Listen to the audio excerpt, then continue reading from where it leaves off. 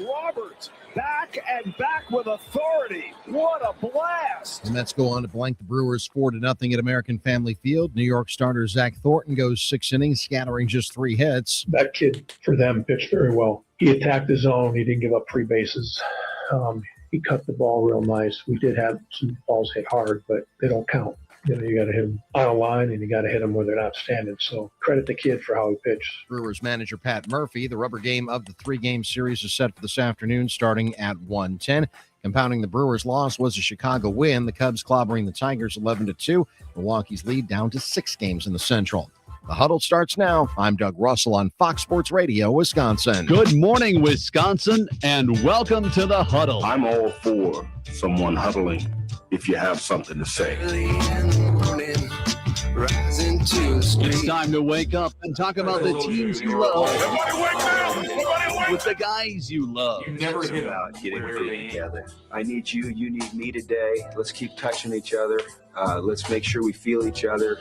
Let's make sure we smell each other's breath. Watch us on YouTube, Facebook, and X. You need 15 or 20 huddles to correlate with the number of cameras. Take the cameras off the field and Now gather around because it's time to huddle up. West left slot, 323 wide stick on 1. Ready, Biller for blitz. If it looks like man coverage. So we didn't get a serious deal, but honestly, when I took it. If you look at this play, what we're trying to get is a seal here and a seal here and try to run this play in the alley. Let's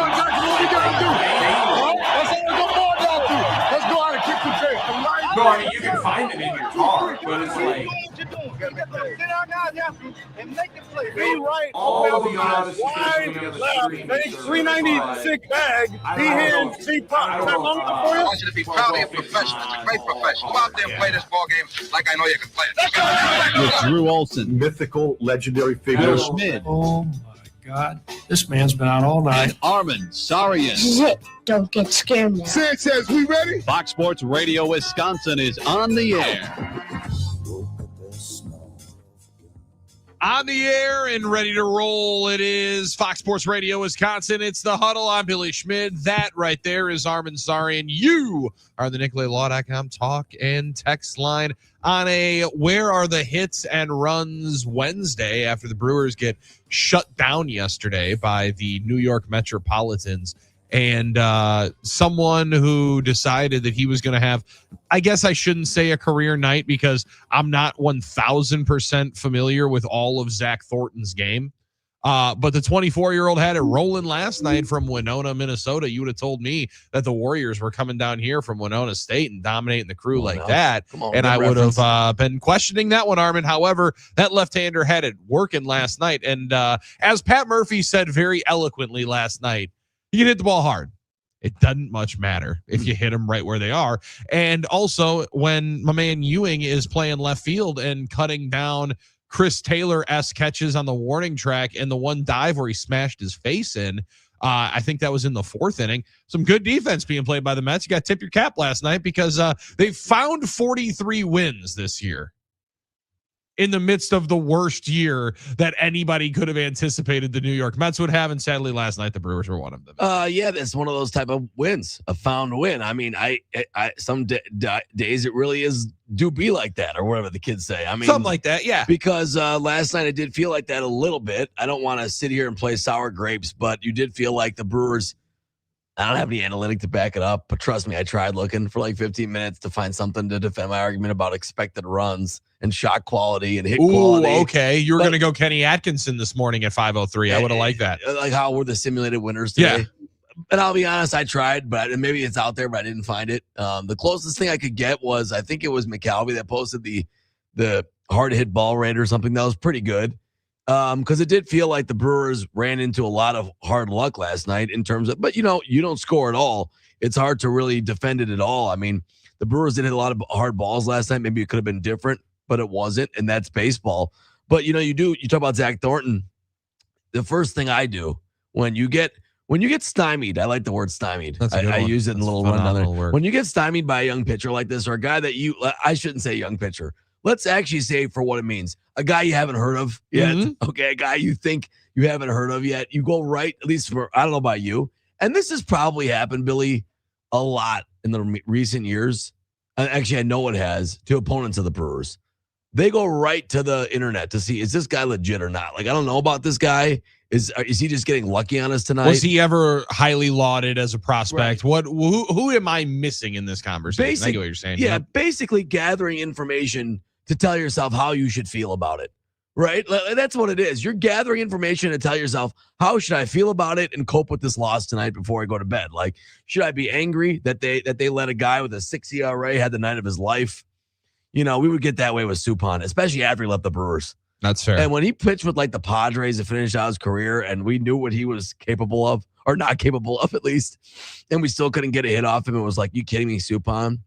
But it does seem like this young man, although he got his first career win, is a promising lefty in the Mets organization and does have some pretty good secondary numbers, some good numbers, albeit not a lot of pitching. But that's why I think probably I said to myself last night, it was a bummer, like you lose a game like that to a guy that's a young pitcher that had a big night and you couldn't score. You had some hard hit outs. And then you said to yourself, I bet this is probably what fans of opposing teams were feeling like most nights against the Brewers in the last several years. In the last few years. You know what I mean? Doubt. So it made me feel a little bit better thinking, all right, you know what? This is how it goes sometimes. Couldn't get it done against the Mets. Plenty of hard hit balls. As Hunter said, he lost count of the warning track balls last night. But you lose a game like that, it happens. July 21st, it happens, and it happened for the Brewers last night. And it coincides with the largest W that anybody was going to foresee, which was just an absolute gobsmacking of Framber Valdez at Wrigley Field, where he didn't even get out of the first inning against the Cubs last night. So it's down to 6, the lead in the NL Central. That's fine. It can get back to 7 today. The Brewers will try to go and win the series coming up this afternoon with the 1:10 first pitch against the Mets. And they've just gotten to a point where you're not bypassing, and I use the term ripping days off the calendar quite a bit. You're in the meat of the schedule where you just need to get to the next checkpoint. It feels like the next checkpoint's going to be the end of the month, because then there's another one on August 3rd. Old enough to remember when the trade deadline was on July 31st. Yeah, not anymore. Now we float it around. We move it around on super special days, and now it's going to be on a Monday night at 5:00 in the afternoon, whatever it ends up being.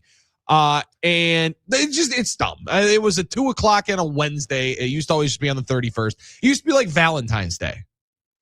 It didn't creep up on you. You knew when it was. You knew the date, and it was the same number every year. That's the easiest kind of holiday to throw in here. You knew to get once you start trying to be fancy, Labor Day, Easter.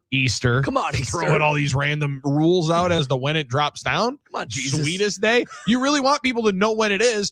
Do it every day the same time every year. That being said, you see points at the race that you're running. You hit the 100-game mark. You had the best record in baseball. Technically now you don't again because you handed it back to the Dodgers. That's fine. These are going to change night in and night out. But the process will be the one that you think of. Last night, process wasn't bad. We talked about the hard hit balls. Brandon Sproat against his former team, not necessarily great. I mean, 4 more walks for the young man who it appears, and I don't necessarily know what guarantee they have or what hope they would put in on top of or ahead of the decision on who would be the starter that would move out of the rotation when, because I do think it's going to be when they go and acquire somebody that fits in. They've given Brandon Sproat a long time. Oh, yeah, he's had a lot of Given chances. him a long time, a lot longer opportunity and runway than even a Robert Gasser has had. Now, the numbers are rather comparable. Probably a similar runway than Quinn Priester was given a year ago. Now, Quinn ended up turning it around after a certain, 6 or 7 week stretch and then became one of the best guys that they had in the rotation. But all I'm seeing, Armen, is like every chance when Logan Henderson has come back off the IL, it hadn't really felt like Sproat was a guy to potentially lose his rotation spot. But I wonder if you've been able to get a large amount of development into him, 86 innings. I think people were projecting him somewhere in the 130, 140. He was built up from the minor league innings. That wasn't going to be a problem. But at some point, I wonder if he gets bumped out of the rotation, because at this to this point, he has been almost Teflon when that conversation has come around. Yeah, I mean, the Brewers clearly like him, and for good reason. I think he has the stuff. The stuff is there. I think it's really good. They've kind of invested some, well, it's like trade equity. They have it in him, but you're right. I mean, there are certain guys that are going to be given leash and given runway as a decision by the organization to say, we like what you can offer. We believe in you, so we're going to give you that chance. More than, let's say, I'm sure a Chad Patrick ever feels like, right? Yes. I mean, there are times I'm sure Chad has been like, okay, well, I've done better, but you're not going to give me this shot. But this seems to be your, chosen one. No, it's not that dramatic maybe, but Sproat clearly, after that trade came over and they said, all right, we like this guy's stuff. We think he can be a good piece in the future. We got to let him work through it and get starts and get time. And you get that a lot with young players in the position players as well. Obviously, Pratt comes to mind, Lara. There are certain guys like that. Now, Sproat has had his moments. I mean, he's pitched pretty well some nights, and he's started to come around. He showed improvement. There have been nights we've been really excited about Sproat. I don't think last night was one of his worst starts by any stretch. I think it would have helped if Gary Sanchez didn't blow all the challenges early. Yep. I think that might have helped. And there's a misplay there early on that leads to some issues. Yeah, no doubt. Ended up giving up the and he could have been more efficient. That was probably his biggest issue last night. He was almost through 5 scoreless, but it didn't happen like that. It just didn't. So for me, every time I see Sproat pitch and I see this stuff sometimes, and I guess it always seems like he's doing better than his numbers suggest to me, which is probably a decent sign for a guy. But it always, that he's passing eye tests, but it's also probably an indication that maybe you think highly of a guy's potential than what he actually is giving you sometimes. And sometimes you're right, Billy. You have to look at reality and not what you think reality should be. Mm-hmm. It's like once you get down to the brass tacks late in the season, playoff time, have to find out, like you said, maybe if someone gets nudged out of the rotation, it's going to be, who's actually getting outs for me right now? Because we have to go win games. We have to go win a world championship, and that's our goal. So it's not like, well, listen, this guy should have been better. Look at the way his stuff's moving. This guy should have. Yeah, but are you getting the outs for me? Chad Patrick, I love this example because as you saw last year in the playoffs, he's the guy. He would be the one, Armen, that I would have circled to be like, wow, okay, we've given this guy a number of different chances. I was the minor league pitcher of the year and started a bunch of games for you last year. Yeah. Lord knows I wouldn't have gotten that kind of a leash. And he was good in the playoffs, Chad Patrick, last year. I mean, he became one of your consistent guys. Mm-hmm. So we'll see, because obviously a lot of that depends on what the Brewers get in the trade, if they do make a trade for a pitcher, how health goes, things like that, guys coming back, and how Harrison pitches, frankly. I think we're kind of up in the air with that a little bit right now. We don't know what to expect from him. Well, and the availability of Miz is a big wild card in this. Like, we know he's going to be available, but then they said yesterday, and they crowbarred it around. I mean, Sproat's going to start on 4 days rest to give and make sure that they can give Mizorowski a full week. And, understandably so. They're falling on the sword at some particular point a little bit there. But, like, this is, again, not a damnation on, I think Brandon Sproat stinks and is never going to, you're not going to cash in on the investment or the trade of Peralta, and it's not going to hit there. I agree with you that the stuff is evident.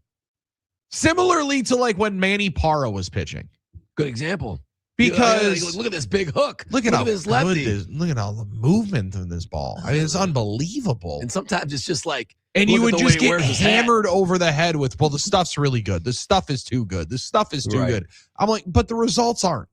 You got taken out. So at some point, I would like to see the 5th inning end with him walking off instead of walking off and the manager standing on the bump and let's try to figure out how we're going to get out of the 3rd. So I'm not out on Sproat long term. I wonder if they'd be out on him in the near future, but for however they are crafting the next, what does that end up being? 64 games?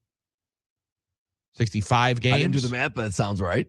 Well, they just hit the 100 mark. So right, 62. It should be easier math. It should be 60 games. 61 games. 61. At one point, we were going to figure it out. It's early. Sorry. I'm trying to think of the record. And that was a tough deal. 63 and 38. Is that right? That's correct. Yes. All right. So 61 games. 61 games. Let's go. Again, it was easier. It was made a lot easier when I thought of they hit the 100-game mark last night. That line of demarcation. That's how you do math. I don't know what they're teaching kids differently these days, but there's new maths now. That's what I'm saying. There's new maths. That's not how I did. We'll learn that coming up soon. I did it how you did. We will probably. Like, what is this? I'm sending it back to the teacher. But you just you wonder how they're going to get through and what because they're going to add. We're waiting to figure out who and waiting to figure out to the sheer volume. But you hit it on the head with the Harrison question. Yeah. It sounds positive, right? Through another bullpen. Seems like he's going to go out on a rehab start maybe next week. But that's still a huge question, because however your best version of you is and however you construct it, he's a part of it, especially when you're talking about having a rotation coming down the playoff stretch. When you were really feeling yourself 4-5 weeks ago, he was one of the main reasons why. Yeah, I mean, we're coming off talking about it in the terms of what Kyle Harrison did, which was dominate the first half, be one of the revelations in baseball. Seeing his name being even in some conversation with battling for like pitchers of the month and things like this. So I guess that's what I mean is this going to be the Kyle Harrison we've come to expect now after the first few months, which was completely dominant pitcher and a guy that could be a second ace in the rotation. It's an exciting prospect. I think it's an idea that maybe we have to pump the brakes on a bit, because maybe it's not totally realistic to expect him to continue that dominance, but he'd been doing it for so long. So you're like, all right, you kind of put that in as a known quantity. We've got Miz, we've got Harrison, we've got this pair of aces. We're the 90s Braves now. And then we'll put the aces. chips on the table and see where the cards fall. But who knows? I mean, I don't know if we haven't seen enough to trust to say, hey, he's just going to come back and dominate. It's not easy to do. All right. I mean, this is Major League Baseball, and we don't know that. So I think that's a big question there. You're just going to try, and we do this every year, at least I do. We always make the mistake of thinking of playoffs this time of year, rotation, as to being like, all right, we know what to expect. Like, this is known quantity, but things are always going to change until then. And we will be deploying guys in the playoffs for outs, not for like, oh, this is your starter, this is your reliever, blah, blah, blah, blah, blah. Like, it's not going to be like that. It's always going to be, will you have a starter throw out of the bullpen? Do you need 3 outs? Do you need 2 lefties to get out in the 7th in game 3? Like, it's going to be out by out. It's going to be, so whether or not it's in a starting role, whether or not Sproat can help, you never know if he can give you an inning somewhere in the playoffs out of the bullpen. It's usually piecemeal. That's what it was, against the Cubs last year. We were trying to get out of the first inning. Yeah, and that's, I was just going to say that the biggest game that you played last year before you got gaslit, the guy that started for you and was an all-star starter was the one that's or closed for you. An all-star closer was the one that started the most important game for you. So like you're going to figure out how you're going to do it. It's just getting in that moment. Yeah. I don't know that I see playoff roster on Brandon Sproat. However, again, I hope that I'm wrong. I hope that we continue to get better throughout the year. We've been waiting for it. And I think they've been waiting for it for a long time and planning that it was going to hit a different level. And maybe it still will. But I wonder when the leash kind of runs out from it. And again, 2 earned runs is not going to burn you. It wasn't terrible by any stretch. However, he's made 3 starts in the month of July when you've needed to chew up innings. You've had Mizorowski take some time off, go 12 days without a start. Harrison hit the IL. Obviously, the Woodruff injury. His 3 starts, 4 innings, 3 innings, 4 2/3. Like, that's the biggest issue. It's not to me what the earned run situation is, or even the whip, which is strikingly high during the month, because there's a lot of walks and there's a decent amount of hits. Too many. It's the fact that you just are not getting enough volume, and you need some. Now, maybe McCullers is a little bit of a hero in there, because you point to guys that are going to have different roles. He's having a much different role here than he ever did in Houston, coming out of the bullpen. And I think there's whatever guess you get from that you have for how Lance McCullers Jr. is going to perform in that moment, I got a lot better feeling about him than I do Brandon Sproat. And I've only watched Lance McCullers throw 50 pitches with the Brewers. Yeah, I'll be a lot more confident with that one than if indeed, to your point, because I'm talking about getting to it. Give me 6 outs in the playoffs. In a playoff he's game, definitely and I'm sending somebody out there to go through the 5th and 6th and get me to the 7th, 8th, and 9th, where I'm going Ashby, Uribe, McGill, trying to lock something down. Yeah, and you tell me that it's going to be Sproat or McCullers. I'm going McCullers every single. Well, he time. definitely has a track record. I totally get that. I understand why. I do. I mean, but if I'm looking for a guy to throw heat for one inning, it might be. I mean, Sproat's got like 98-mile-an-hour forcing, so I don't know. But I get your point. I mean, it does feel like he becomes Lance McCullers once it's playoff time, and not just Lance McCullers. Oh, I like that. I stole that from someone on the internet somewhere. Now let's Don't just give hope me that he's not credit. throwing concrete mixers up there, because to me that sounds like a curveball that ain't moving very much, and that thing's getting parked. The Luis Robert home run last night. Yeah, is that one of, if Wow. not the longest home run that you can remember seeing at American Family Field? That's in a a great. game? I love this question. I was thinking about because you stand Miller over Lite there. Deck, we're talking about the Associated Bank Power Alley. Yes, that was the Miller Lite Deck. So I'm like, all right, this is way high and way far. So I'm trying to think of like, does it make sense? Sorry, I don't mean to cut you off, You're but good. like for reference, because we did talk about that part of the bleachers yesterday. Yeah. That has now been removed. That's what I'm saying. The seats keep changing. I believe where my man catches that ball, you're not expecting a homer that area. You're definitely not expecting. That's a deep shot. It's like the that Toronto might level. have went over all of the old bleachers that would have been in That's what I'm trying to remember. That would have been like last row of the old bleachers, I think. Yeah, and that's what I'm trying to like. The tough part is a frame of reference based on what's still there. Like, okay, so Russell Branyan hit him in the dude deck. Remember the dude deck and right? But is that which is now it's not the there. Johnsonville? Isn't that the is Johnsonville area now? Remember the third deck? So I guess that would be the Johnsonville. Oh, so that's our party deck up there. That's the party deck. All I like right. that you said our party deck. Let's go. Well, we've been there. We've been there a couple of times. It's ours. We I own it. frequent. Yeah, sure. For Remember sure. when they had that rock climbing wall up there? They had a climbing. They did have that. Yeah, yes, that was crazy. Did Armen Sarian ever try to go up there and climb a Hell wall no, during I a Brewers didn't. game? Hell no, I didn't do a climbing rock wall. Are you kidding me? First of all, I'm there to watch the ball game. Also, Secondly, I think it was $8 to try. So well, it did cost money. Also, I wasn't about to do that. Like, I'm not a thrill seeker.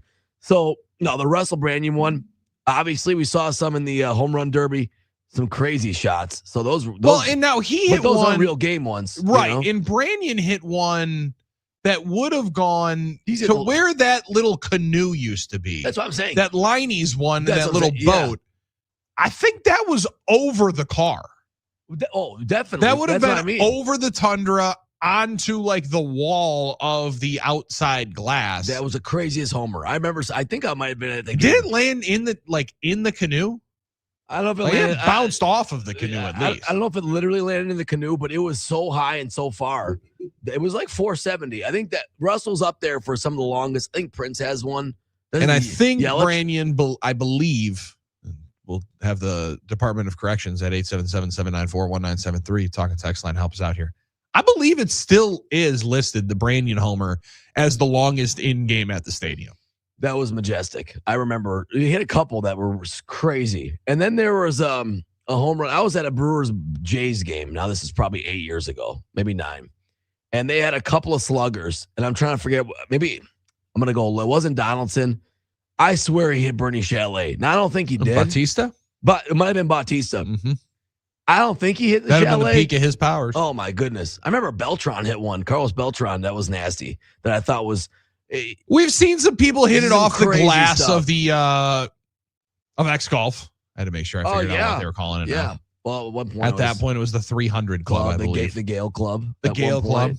I mean, how many 300 times Club was still- did Northwestern Mutual Club, I think, at one point. Braun we hit had the there. scoreboard? How many times? I took a chunk out of the scoreboard. Yeah, Cheerio. scoreboard is also Very hard to manage. you kind of forget about how deep it is. Pause. Because it's dead center. Right. So that's the tricky thing about the dude deck is it's high, but it's also down the line more.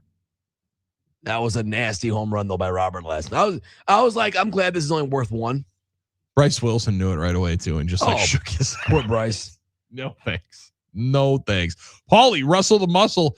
It was 480 off of Greg Maddux. That might be right. That was a sick homer. I mean, we're gonna have to try to find that highlight. He had 2 or 3.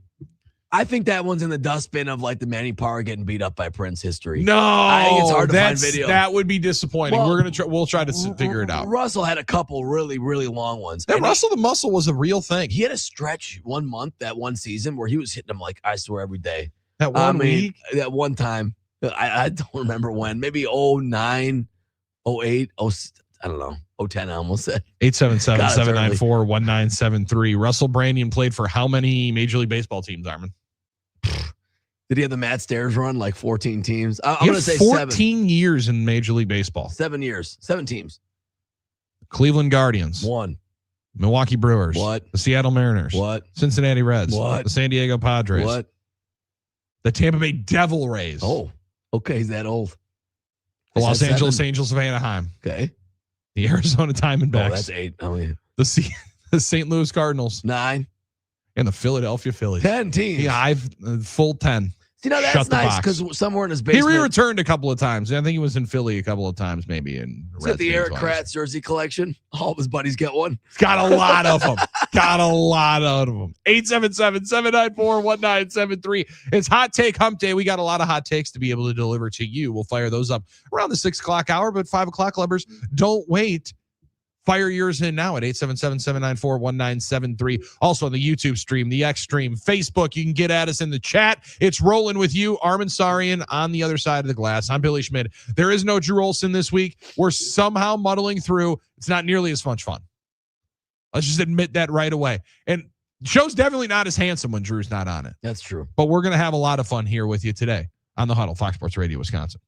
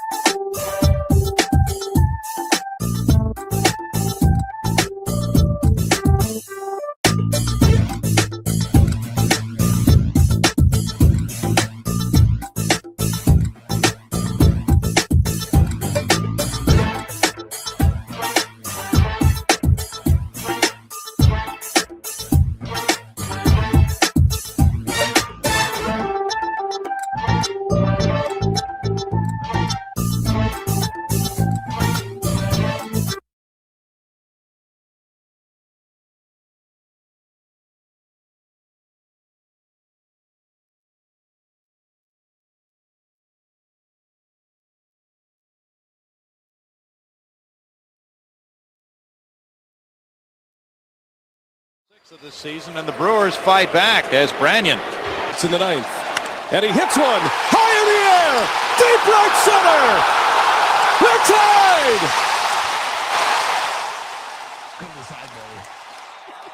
So here's a bunch of them.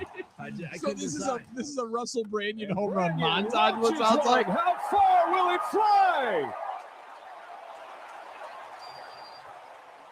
Number 8 for Russell Branyan, a 2-run shot. Okay, he had a run going in 2008 where, I mean, they're just some moonshots on this highlight reel. He reminds me very much of, and welcome back. It's the Huddle, Fox Sports Radio, Wisconsin. Don't apologize for that. Never apologize for pumping in some Russell Branyan, Russell the Muscle into the conversation.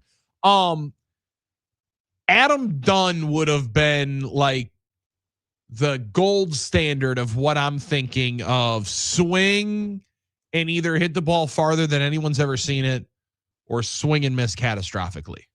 That was the wheelhouse for Russell Branyan.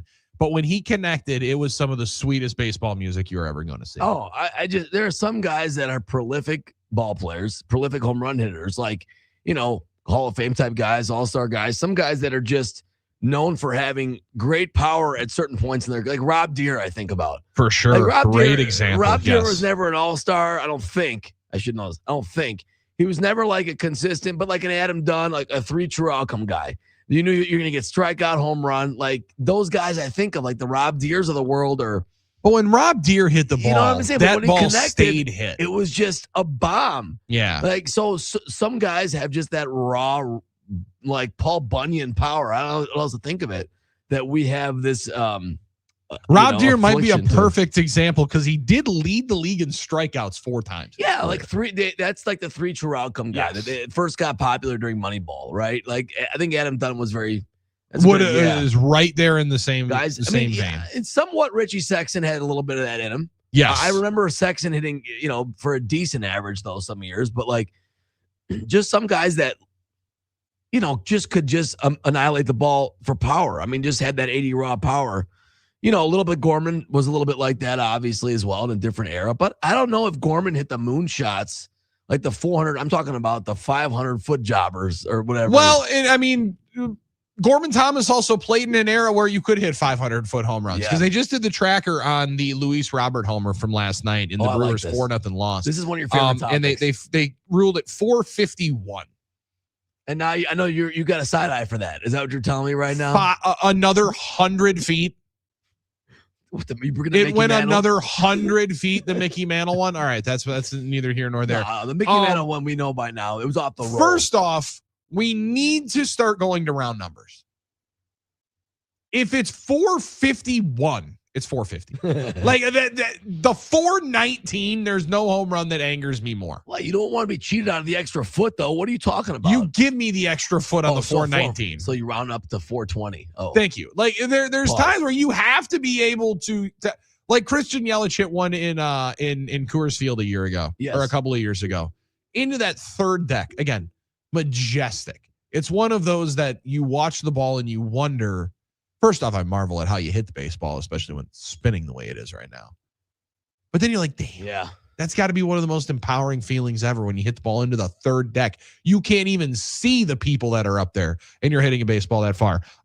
Instead, it was 499 feet. We got to change up some of the StatCast measurements of those. That is one of my one of the things that angers me the absolute most. Our friend Paulie hit us up on the talk and text line or on the YouTube chat. Pardon me. Also, speaking of long home runs.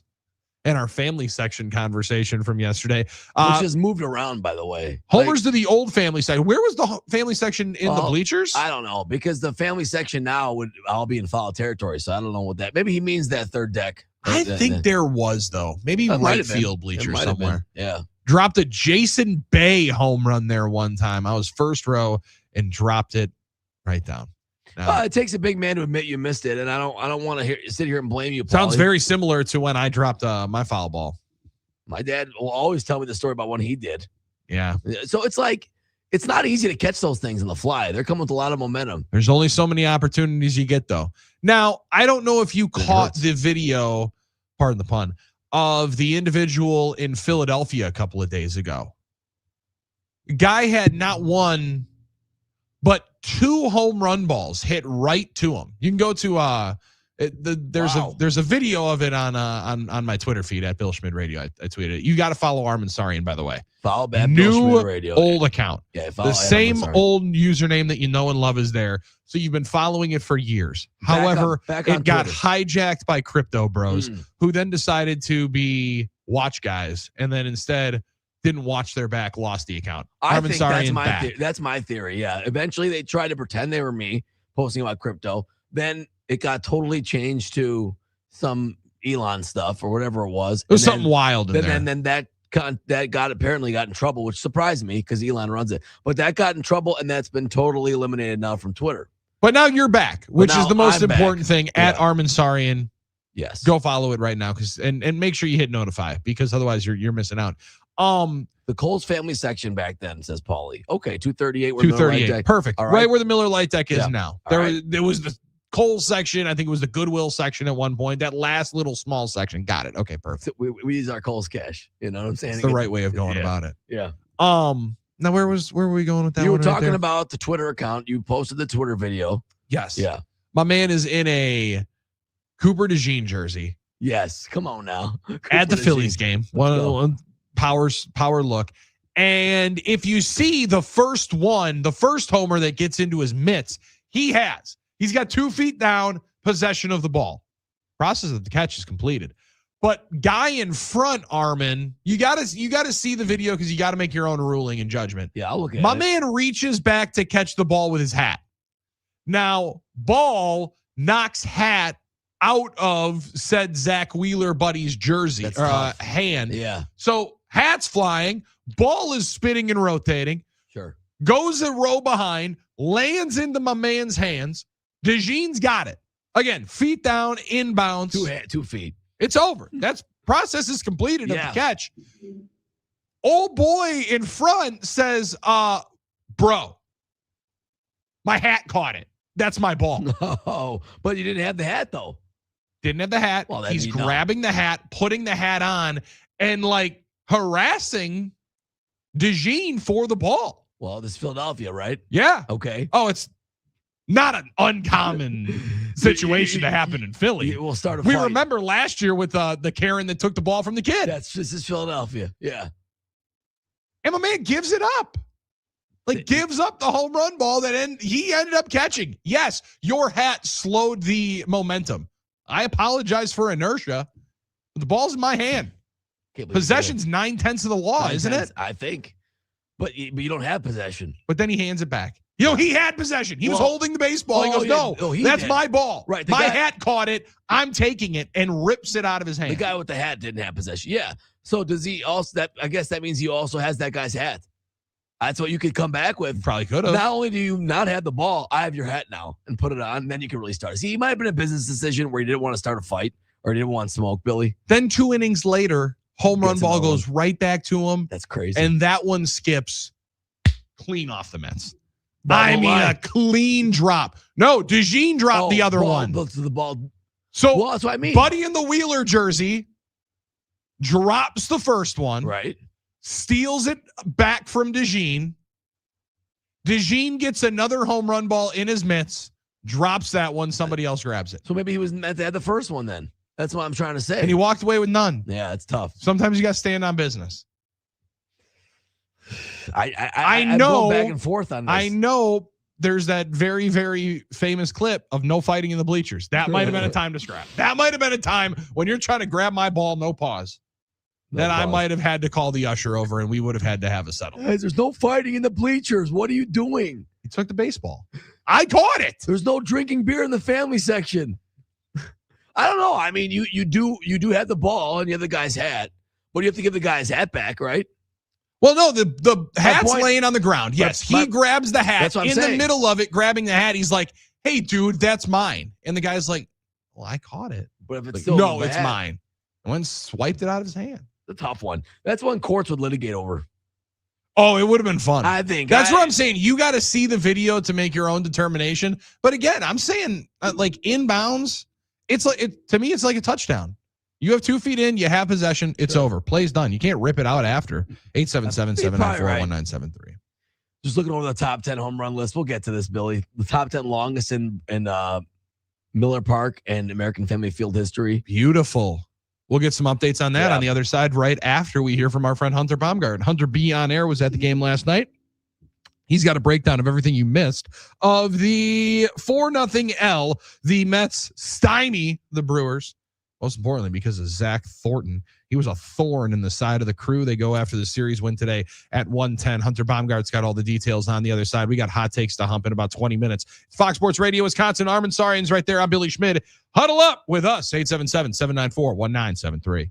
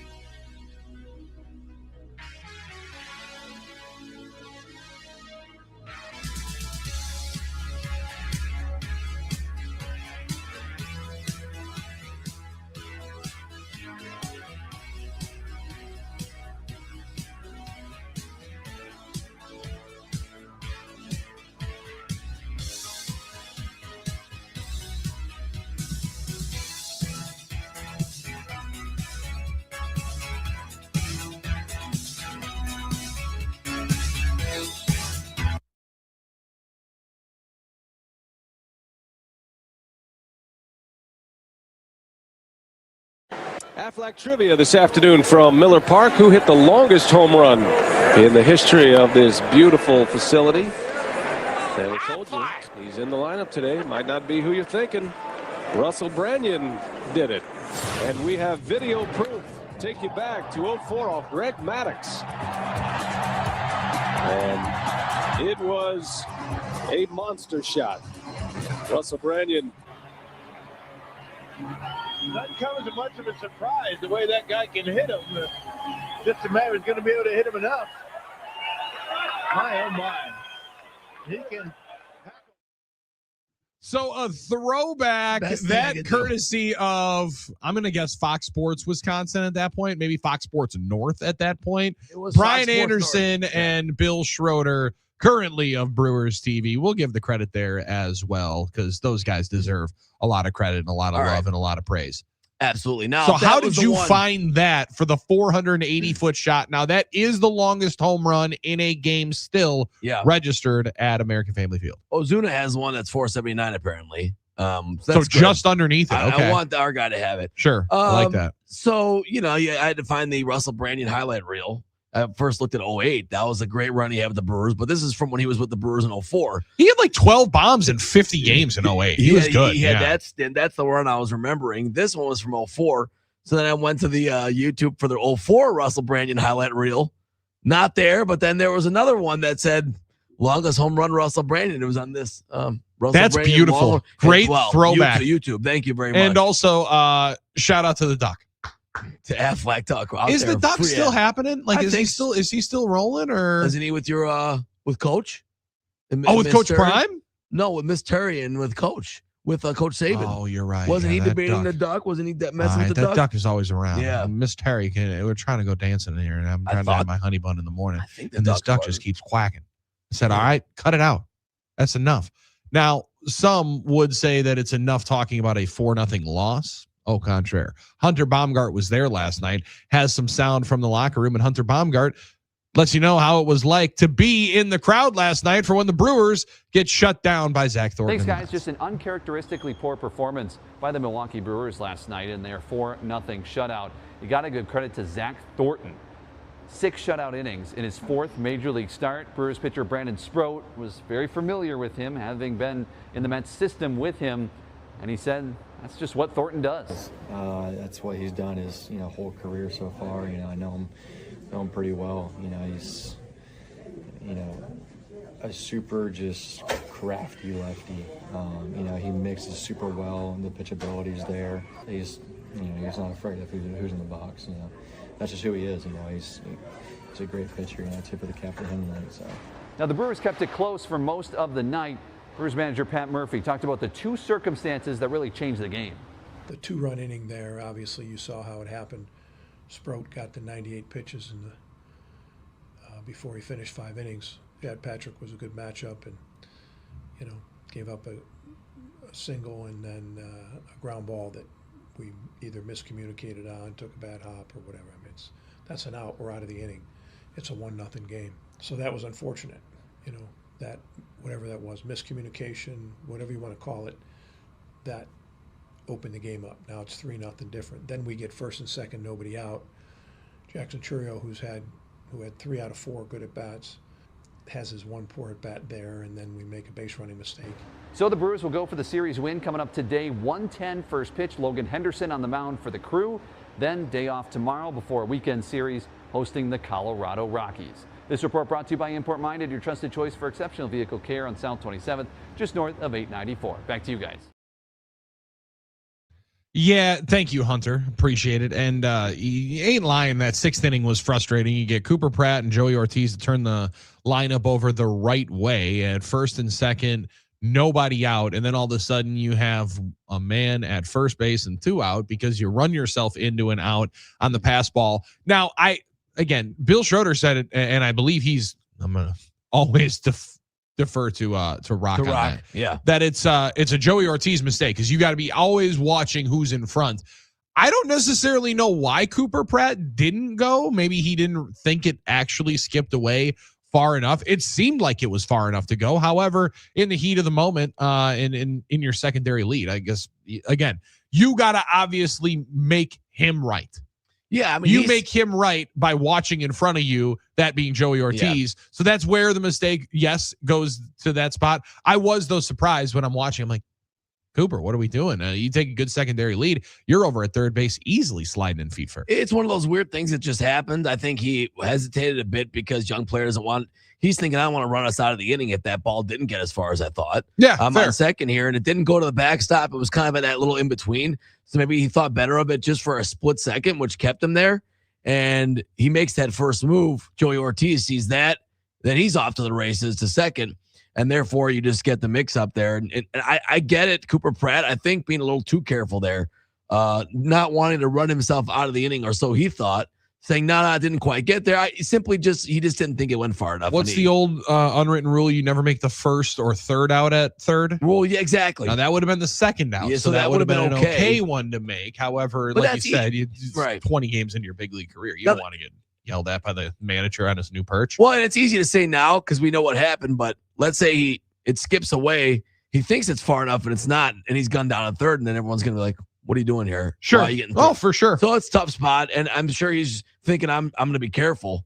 Well, and the other part of it, the mention by Murph, it was their best scoring chance, so that's why you focus on the sixth. Yeah. A strike looking on the first pitch, very hittable, right in the middle of the zone for Jackson. Watches strike 3 go by as as he's guessing on 2 strikes. Tough one to deal with, but that's how you end up losing. And the Brewers drop 1 last night. However, still 25 games over 500 and go after the series win today. Matt Stairs being nominated by Tommy and Stallis as one of the great pinch hit home run guys of all time. He had some blasts at AmFam. We'll ask for yours as well, and we'll get into some hot takes. They're already lined up on the NicolaLaw.com talking text line. 877-794-1973, Fox Sports Radio, Wisconsin.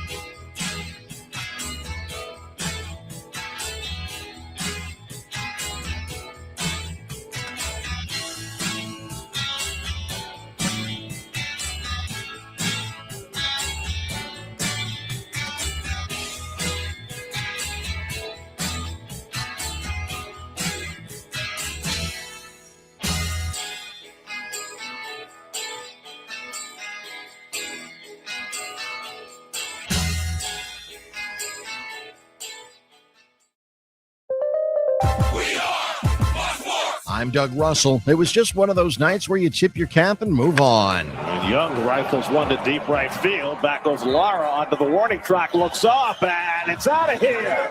Zeno Perez couldn't catch it in his cap, but it's a home run nonetheless. 7th of the year for Jared Young, and the Mets jump out to a 1-0 lead. The Mets blanked the Brewers 4-0 at American Family Field. Now, the night before, former Brewer starter Freddie Peralta was the losing pitcher. One of the players that came back for him in the trade was Brandon Sproat. He was the losing pitcher going up against his former guys. Really the only difference, is seeing familiar faces, pretty much every single one that comes to the plate. It was a good challenge because, they know me, I know them. So it's at that point, it's kind of a chess game. But it was definitely a fun matchup, every single hitter. The rubber game is this afternoon starting at 1:10. Hour 2 of the Huddle starts now. I'm Doug Russell on Fox Sports Radio, Wisconsin. Good morning, Wisconsin, and welcome to the Huddle. I'm all for someone huddling if you have something to say.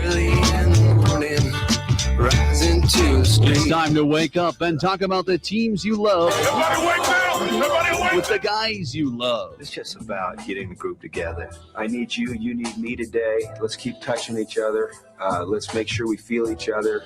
Let's make sure we smell each other's breath. Watch us on YouTube, Facebook, and X. You need 15 or 20 huddles to correlate with a number of cameras. Take the cameras off the field, then there'll be no huddles. Now gather around because it's time to huddle up. West left slot, 323 wide stick on one. Ready, be alert for blitz. If it looks like man coverage, I'll check. I'll go 200 hit. You got to cut and crack. Now cut and crack. Red, right, 18, Bob on one. Ready, cut him and crack. If you look at this play, what we're trying to get is a seal here and a seal here and try to run this play in the alley. We know exactly what we got to do. All right? That's all we're going to do.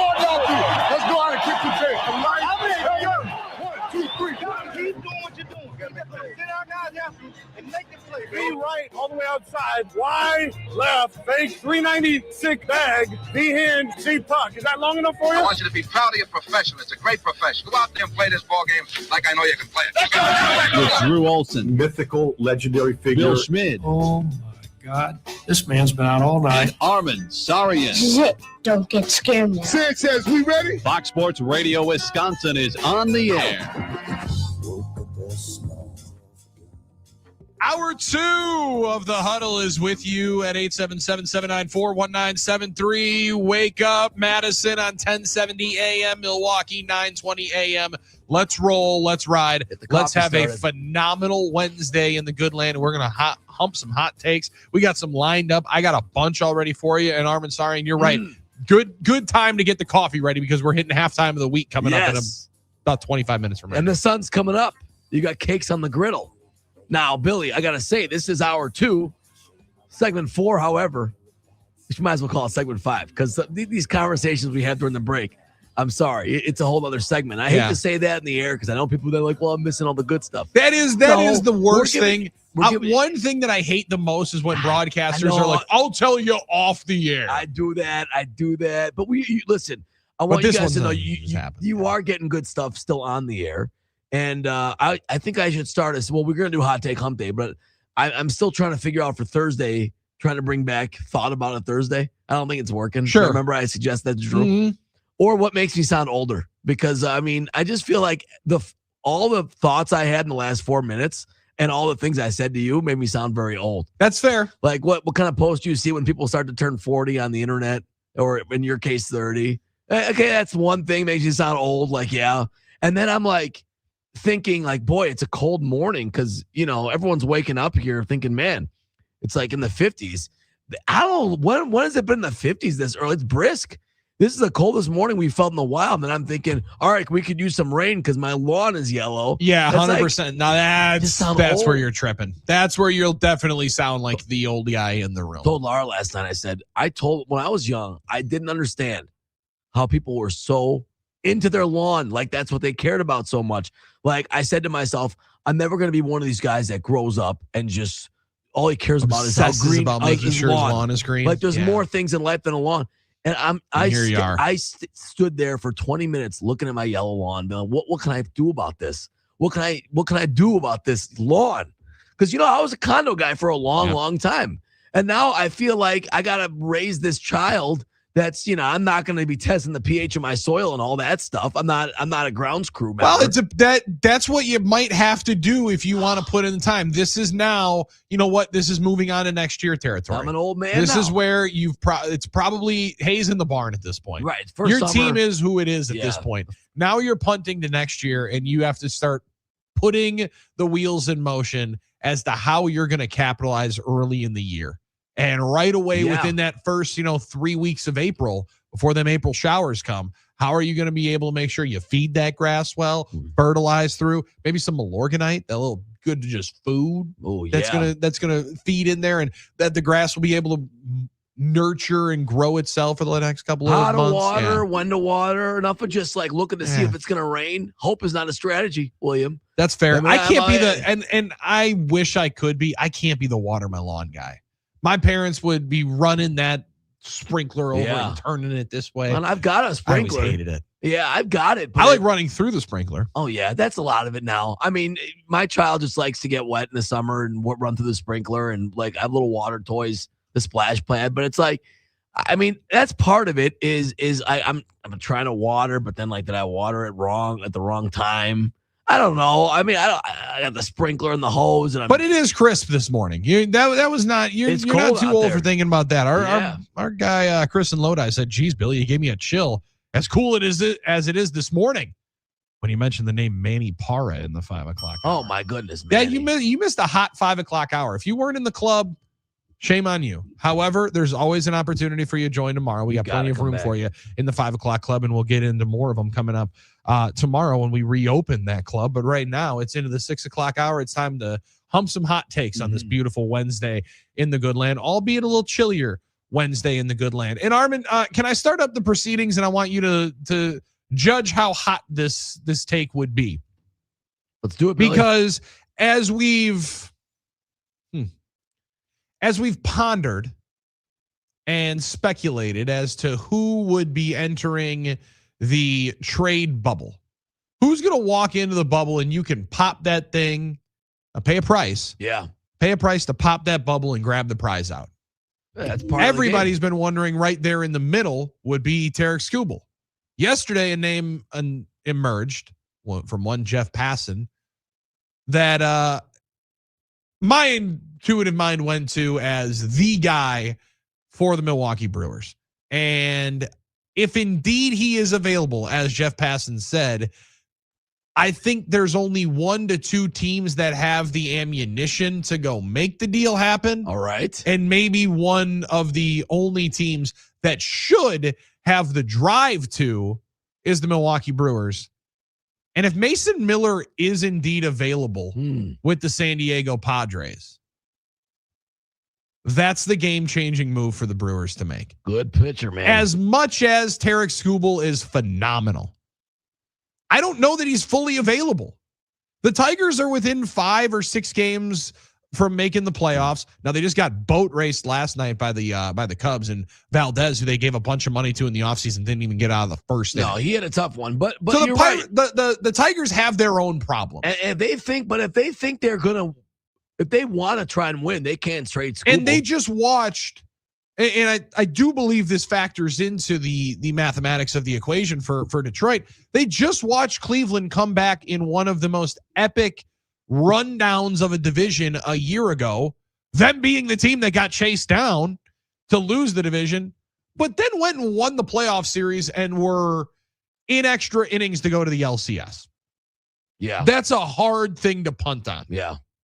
It's a lot easier for folks sitting on microphones and talking on shows to say this team should sell. It's advantageous for their club. It would be organizational malpractice. One that I've dropped on there. I love that. Derelict in their duties. That's a great one. It's a lot easier for us to point that out about a club. Sure. When you're the decision maker, you're in the building, you just watched it 9 months ago, and you were that close to playing in the series to go to the World Series. So, and you have maybe the best pitcher on the planet. So I don't know that Skubal's actually going to be available. It sounds like, and if you're talking about a team that should maybe shake some things up, San Diego feels like a fascinating one with Miller. Right now, they're 50-51. They're sitting behind the Arizona Diamondbacks, who, since the Brewers went down there, have gotten kind of hot, and they're 3 games over 500 right now. And Arizona is tied with Pittsburgh for the last wild card spot. So San Diego, again, not done. They're 2 games out of a wild card spot in the National League. So maybe they do add. Sounds like, with how underperforming their lineup has been and how many big contracts they do have, that they might try to recoup some of the massive package they traded for Miller a year ago. Now, the reason why there's only a couple of teams that can make this move, Armen, is because of the massive package it's going to cost. And a year ago, the Padres gave your boy, Leo DeVries, number 1 prospect in the Padres system, number 3 overall prospect in baseball. That's one of the highest rated prospects that's been traded at the deadline in years. Abrams, one of the other guys, also in San Diego. CJ Abrams, when he was traded from the Padres to the Nationals, a part of the Juan Soto deal. But you're shipping off that kind of a caliber prospect for the other reason why it makes the most sense for the Brewers. Miller's contractually controllable through the 2029 season. Okay. All right. You're laying so you would get the best closer in baseball. Arguably the most dominant player at his position. Nasty numbers. He's got 70-something strikeouts and 40-something innings. Yeah, his whip is great. I mean, his ERA is great. When the ball gets to Mason Miller's hand, it's kind of been wraps, and it's been difficult for the Padres to put the ball in his hand with a chance to win games this year. So if indeed they are thinking about shopping him, I don't believe they're going to ask and start with the package of Jesus Madej. No. I don't believe that gets it done. Nope. I think you can start a package though with Luis Pena, who is also a part of the futures game, who's also a top 15 prospect in baseball, who you might not end up needing. And this package is going to be large. Like now, a year ago, when the Padres got Miller from the A's, they also acquired JP Sears, who was giving them more in the rotation. So you can't like compare the packages apples to apples. I think it might be a little bit different. I don't think you're also getting a starter back. I don't think you're also getting a bat back here. I don't think you're also getting like Gavin Sheets back in the deal. You're getting Mason Miller, best closer in baseball. He's been amazing. Really, really, really maybe good. Most dominant player at his position. You're adding to one of the strengths of your team, which I think is one of the parts here. Do you try to make yourself adequate at all 9 or elite game-changing at 1? That's what you do with this one. You're pushing margins. And the toughest thing for the Brewers, sure, in the LD or LCS a year ago was getting the lead at that point. Whenever you get the lead and you can hand the ball off to Mason Miller, it's been wraps. I think that, to me, for all of what I laid out, there's only a couple of teams that probably have the prospect capital to do it. It's probably the Brewers and it's probably the Rays. Maybe the Yankees if they're motivated enough. If they want to give up something. Dodgers are going to be out of the conversation because the Padres ain't trading him to LA. So there's like 3 teams that can do it. You'd get the years of service time. And then you'd also, if indeed you want to, you'd be able to flip him again before he hits free agency and get back some of the prospect capital that you're dealing off right now. Yeah. To me, it feels like the perfect Brewers move. Okay. With years of control and options and chances to recoup whatever you give up, some of what you give up. And right now you might be getting him for, 75 cents on the dollar of what the Padres paid top dollar for a year ago at the deadline. I mean, a couple questions here. What would it cost? Obviously, what prospects are you willing to part with? And if you are or aren't willing to part with, would you ever? Because that's a good question. I mean, if there are certain guys that are untouchable, but then you say, I don't really want to give up anybody either. It's like the American Pickers show. Guy never wanted to sell anything. Yeah. Come look at my stuff, but I don't really want to sell. But I'm really not trying to move anything in this building. So you have to accept the idea that you might have to sell if you want to make these type of moves. No, and Armen, I'm okay. Like, this is I haven't seen it, so I don't know that it's fully real. I'm cool moving Jet Williams. Right? I'm cool moving Luis Pena playing at high A ball. Now, he's been good. Really good. Been really good. Extremely highly thought of around baseball. But again, I haven't seen it. Now, I've seen too many highlights of Jesus Madej hitting bombs down in Biloxi, Mississippi. Prefer not to do that. And I think if indeed that's the price of any of these packages, the phone is probably getting hung up. But if it's Pena, Williams, and Henderson. That's a lot. You have to say. That's a lot. Henderson's a You're guy. also talking about a 2-time All-Star who's been in the major leagues for 3 seasons. He's really good. And pumps 100 in the back end. There's no question about Mason Miller's quality. I think we can say that. And then the other question I have, people will say right away, well, you don't need a closer. Stop. You need a guy that good all the time. Yes, okay? always Now, do. We might think that's a position of strength, and it is. I think McGill and Uribe are very good at the back end of the bullpen. But you always need a guy like that. I mean, if you have a guy that's the ERA and whip is under 0.9, like that can shorten a game for you. That helps you in these playoff situations immensely, because then you can roll Uribe out for the 7th and maybe McGill for the 8th if you want to put Mason Miller. Oh, you're putting Mason Miller in the 9th inning. And the thing is, like, then you're shifting McGill's kind of role. Are you comfortable with that? But it's good if they can be the same pitcher, because you just shorten the game to a 6-inning game. And I think you also, what you do, Armen, is you take Ashby probably out of, well, not probably, you take Ashby out of that equation right now of the 7, 8, 9. He's just lefty or opener? Lefty, opener. You can deploy him when you need to get yourself through, if indeed all of a sudden a starter last night, Brandon Sproat can't get out of the 5th inning. Sure. That's when Aaron Ashby goes in. Now, maybe not the best idea with runners on base. But when it comes to playoffs, you don't wait around. You deploy weapons when you have to. You're going to fire your bullet whenever you do. Okay. And you add one more, you add the highest leverage guy. You then it's a lot easier to do what you did in Game 5 last year. A lot easier to fire Trevor McGill in the open of a playoff game, which I loved the energy that set in the building. And then you I liked how that set off, and then all of a sudden maybe you're using one of your one of your younger guys. Maybe that's where you do see the aforementioned Brandon Sproat. Maybe that's where you do see one of these younger guys. Maybe that's where you see Lance McCullers. But like, you put in Miller in this bullpen, you instantly become. Right now, you're one of the 3 favorites to win the World Series. Well, he becomes a weapon. There's no question. Get looked at nationally a lot different as a team that can, I think, legit compete for the title. Well, the question then would come back, well, you didn't help your offense. Well, no, but you try to build strength in other ways. Sometimes you can't always get you can't always get the need that you think you need in a fantasy team.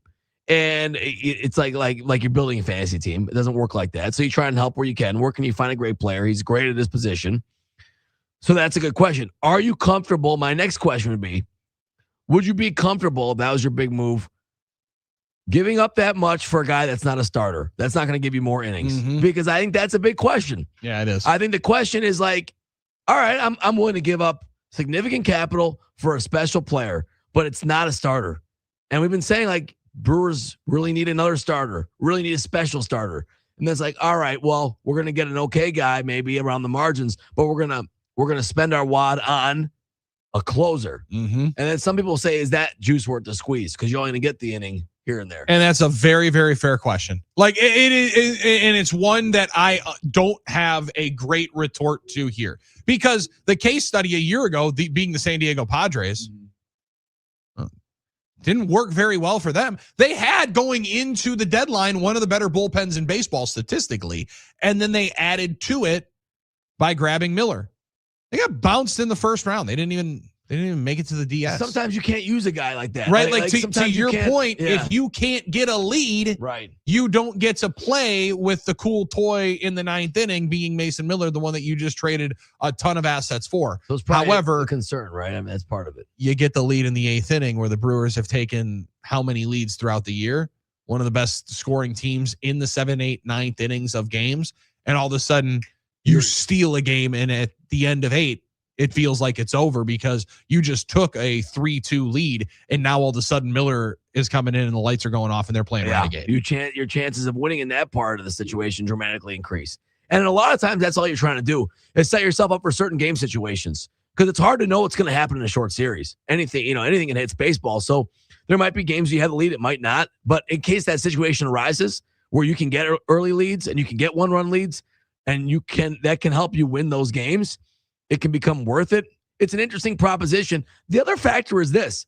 You might say, oh, it's not a starter, it's not a bad. But you might not have an opportunity to get those guys. They might never put Skubal on the market. A big-time bat or whatever might never be on the market. So if you're looking for the best player on the market, that might be the one. Like, it's the whole thing about drafting, right? I mean, you might not have needed a center, play Jordan at center. It was the old Bobby Knight thing. Like, we need a center. We get Sam Bowie. Well, you could have played. Just get the best player you can. We got Clyde Drexler. He does the exact same thing. We're not going to do this. Right. So it's that's like right? McGill's like. So it's like that could be the best player available at the deadline. And if you're like just saying we're committed to trying to find the best player, no matter what position he is, that might be your opportunity to get a special guy instead of a margin shifter. I think the only player that would be dealt at the deadline that would be better would be Skubal. And it's hard to know what teams in their mind are making available, but I guess in terms of special players at their position, you're probably right. I mean, he's one of probably right now the top 20 players in the game. Yeah, I'm with you on that. And him being the most dynamic closer in the game, and you having multiple years of control here. And if indeed worst case scenario baseball wise happens next year, they don't play in 27. Yep. Sweet. All of a sudden you have 3 more years of control with Mason Miller. Now he's 1 year older, so maybe your value goes down here. But it's not like you lose one of those years. You still have him for 3 seasons. So that could be 3 playoff chances, 4 playoff races that you could be able to get here. 877-794-1973. Then you get the same question. Does San Diego want to sell? We're 2 games back from a wild card. And then he becomes the hater. How could you do that when we're on He a would be Josh Hader 2.0. So that's another part of that equation that now is the biggest part of the equation, I think, these days in baseball. And I'm still looking at Joe Ryan with the Minnesota Twins. However, I thought they would be closer. Now, they're one of those teams moving day has not been kind to. They've slid here, lost 4 straight, including 2 to the Guardians, to the team that they're chasing. They're 5 games out of the division. Maybe they do trade off, and maybe Joe Ryan's the best guy available. But right now, if indeed the report by Jeff Passan is true yesterday that Mason Miller will be available at the deadline, the Brewers need to go and make that trade for Mason Miller. 877-794-1973. That might be a heck of a way to start out Hot Take Hump Day. We're ready for yours at 877-794-1973. We got our halftime report with Scott Dolphin, who's about to be a jet setter.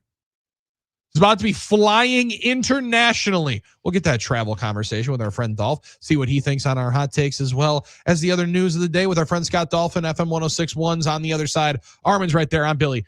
Huddled up with you. It's Fox Sports Radio, Wisconsin.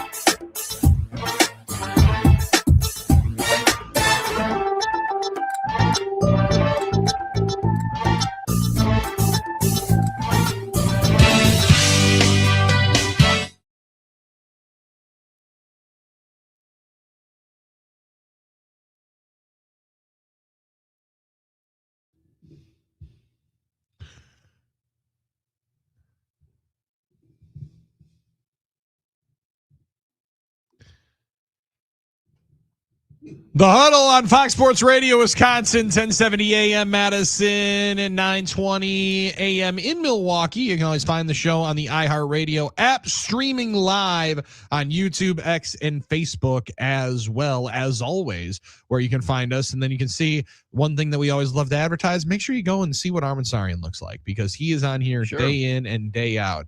And that's something to behold. It's more of one of those moments where you think back and say, it could be a lot better. Yeah, it could be. I could look like Armen Sarian, and my life would be a lot cooler. I thought you meant I could look a lot better. No. Oh, Far no, from it's that, all right. sir. It's true. Far from that, sir. Yeah, but if you want to see us, you absolutely can. Check out the stream.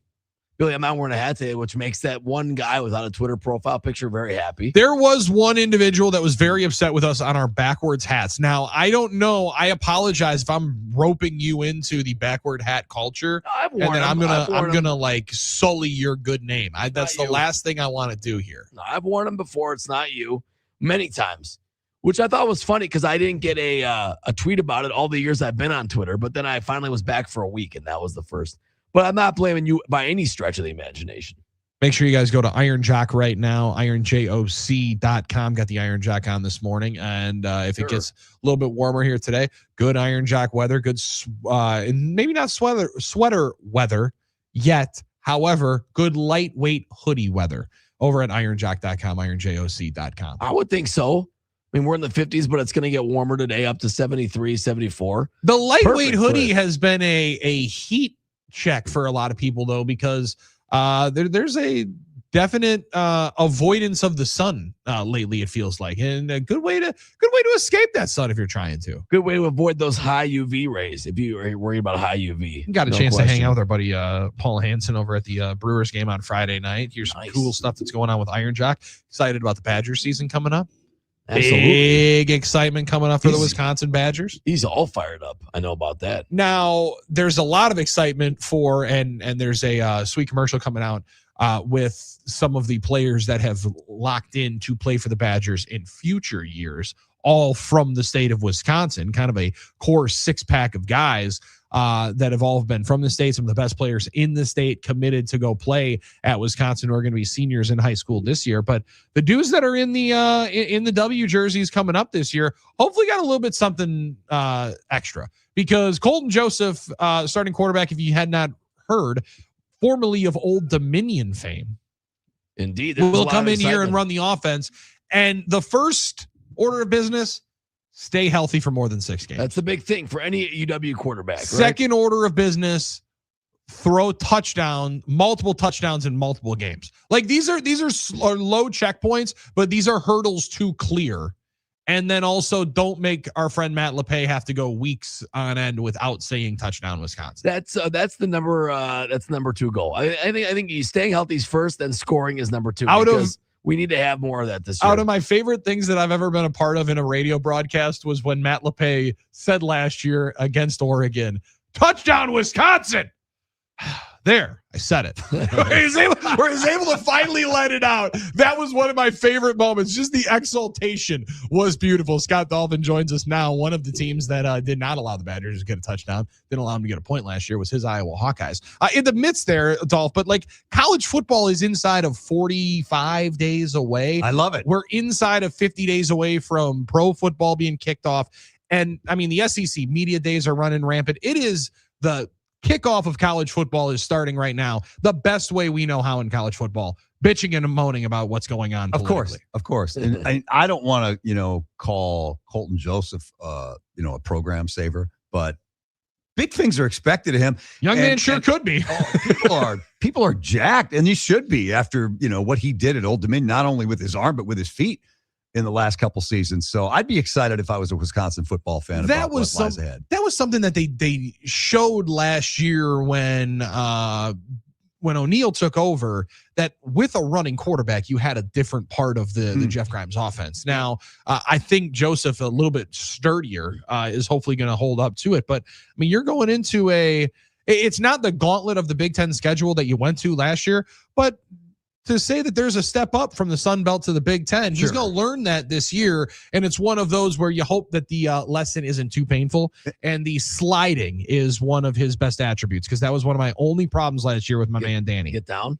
get down. Right. Brother, get down. We can't have this. We understand that you want to be one of the boys and you want to truck stick somebody at any point in time. However, Dolph, the show can't go on if you're not on stage. So let's make sure that we avoid some of that contact. And that's been their issue, right, for the last 3 or 4 years. You can't keep your number one guy healthy. And this is a guy you obviously need to keep healthy, because I think, with all due respect to the last couple of years, I think he's the best guy they've brought in under Luke Fickell. Now, Tanner Mordecai, really good player. I think this kid, Colton Joseph, has a chance to be better. And he also has the first chance to be the longer term guy, right? Like to have a little bit of a runway, a couple of years, hopefully to be the guy and grow into it. I'm very excited. I'm excited to see the boys get out on the grass to start. And it creeps up on you sooner and sooner each year. But the sport itself, I don't know the games have ever been better. The conversation around it seems like it's always toxic. However, once we just put pads on and guys on grass, Dolph, it's going to deliver again this year. It's so much more exciting now with the playoff. And the fact that they want to expand it, I'm okay with that if it doesn't get too big. I mean, if your team has a chance to say, hey, we were a college football playoff participant, that's a big deal. Yeah. You know, my team, your team, we haven't been able to do that. Well, Iowa's been close though, right? Yeah. I mean, they've at least been on the doorstep again of Big Ten championships in the last number of years. Now both sides are missing that Big Ten West. That was a nice additive of the schedule. I don't think we're going back there. And also the Big Ten West would look a lot different with Oregon and SC in it. Wouldn't it though? It would look a little bit different with some of those inclusions that they have now. But you have such a gauntlet and such a runway. But the year that you're going into, I don't know exactly what Ohio State's going to look like. Michigan's got a bunch of turmoil. The Big Ten's interesting because Penn State, again, has been the last 3 or 4 years. When are they going to break through? And nobody's talking about them with Matt Campbell coming up. No, I would think Ohio State, with another year under, what was it, Julian Sarin, the quarterback. I think they're probably going to be the favorite. Oregon brings back a Heisman candidate, though, right? That's the thing. Yeah. They do. And that's the interesting part about that.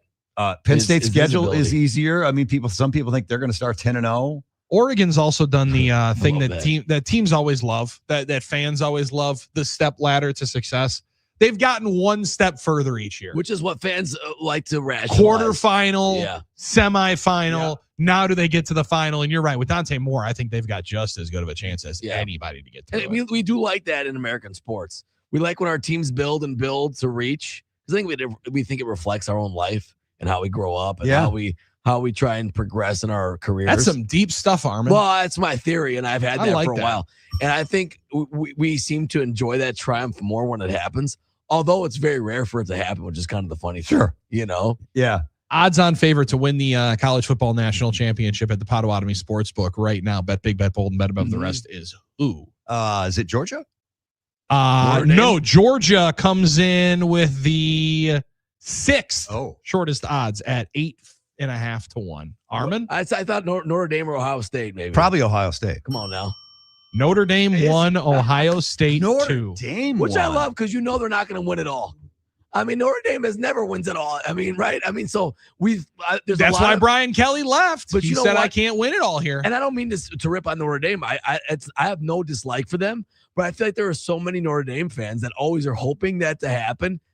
And maybe that's where the betting line comes in, Billy. They're going to be investing on Notre Dame, investing. The big rap is always going to be you can control your own schedule if you're that school, and they don't have to play the gauntlet that is the Big Ten or the SEC. Yeah, in the SEC this year, I believe, is the first year that they're going to 9 SEC games. That's right? a big deal. That'll add in there.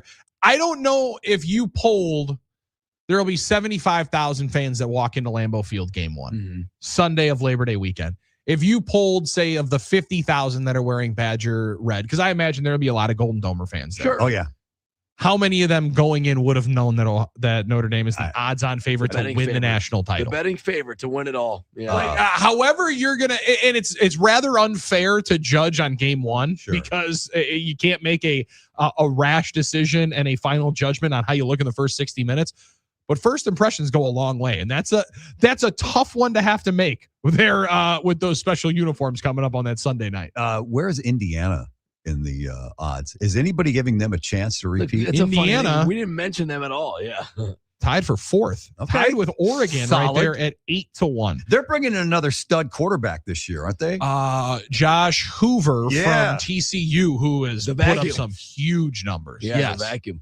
Yeah, he sucked up some big numbers, dude. But Big the thing is, numbers. will he be Mendoza? I mean, obviously, I think a lot of people love the story, love what they've done there, but they, obviously you believe in the coaching, but it's like, are they really going to be a contender to win it all again now that they have? I don't know how you can say Doubt no them, I doubt with them, Kurt yeah. Cignetti. Cignetti's been great. See what he's done at every level. It's Just been ridiculous. That one right there is great proof of as much as NIL can be a boogeyman and people don't necessarily like it. The NIL world has allowed this and the college football playoff coinciding. Like Right. at the same time, the expansion of it, it's worked from welcoming in new groups because nobody was going to put Texas Tech and Indiana in the top 10 odds to win the national title 10 years ago. Nobody's going to outspend Texas Tech. Indiana, just when you'd see a college football game day there, it was just sad. That old nondescript, boring concrete stadium that was half full. They were one of the 94 memorial stadiums in college football. Well, that's what makes this story so miraculous. They have been a nothing football program forever. And I always say that's the worst thing to happen to all the other kind of, I don't want to say like Wisconsin, Iowa, good programs that never reach that greatness to that level, national title. Why can't we be them? Look what they did. Sure. We could be them. After Indiana did it, everyone believes we should be able to find the secret formula to do what they did. See, it's possible. Why can't I have that car down the block? Why can't I have that lawn down the block? Same thing with Villanova, in my opinion. When they had their run with Jay Wright, it was like, this is a good program, but they won back-to-back national titles. See, it is possible for Marquette, for Creighton. It is possible here in the Big West. East. People would believe that. I'm not saying they're wrong to believe that, but it creates this, like, keeping up with the Joneses aspect of now there's pressure on every athletic department to pump in more money, to pump in more resources, to fire coaches quicker, to not be like, we're going to just wait it out. You know what I mean? That's how fan bases look at these things. I think that's interesting. You'll be happy to know that I purchased both the Badger and the Marquette beer over the weekend, guys. Let's I'm go. happy Dolph. for you, Look boss. at you. My part for nil. Helping everybody I'm out. happy for you. right? Although I Yeah. think you just want to drink beer. I'm not going to Well, you're right about that. Actually, it was part of our blind bartender thing we do at the Brewers games on Friday night. I love that. Love that. But Okay. I purchased some of both, and The everybody said they were both good. The varsity ale is legit. It's good. I have not tried the Golden Eagle one. Yeah, I had one. It's really good. The 77. Is it maybe the best beer you've ever had in your entire life? Yeah, it was tremendous. Buy it. Buy more of it. I don't know if it's the best beer. Come on. Their beers. Are you not going to sell it up a little bit? Well, that's good. We don't have a sponsor on here. You're not making Yingling mad or Budweiser or something. Somewhere I have a picture on my phone of Brian Butch holding up a can, which is that's my ace great. in the hole. I was going to All say, right? is that your favorite one? Yeah. No, it's a good beer. So go And buy every it. once Buy in a both. while, he'll send you the picture of you rocking the Brian Butch 32 Right. jersey We just both- to remind you it's we, there. we both have that on each other. It's a nuclear Cold War. We both have that. Well, one. Dolph, just We so have a you know, question if of- indeed yeah. you're feeling it and you get a little excited and overeager, Hawks 100-1 to win the national Okay. title. I don't know. I might Maybe throw they're a few finding bucks there. in. Nothing wrong Maybe with they're the finding tender. it over at the Potawatomi Sports Bar. maybe a throw a sawbuck on there. It's right? going to be. I think they had 7 or 8 players drafted. They lost a lot from last year, but that defense, Phil Parker. It doesn't matter Yeah. who's in there. It's system. a system, and they're top 10. It seems every single year. They're one of the teams and one of the marvels right now in the changing landscape of college football. If you can continue to do what you've always done, and that's just develop players.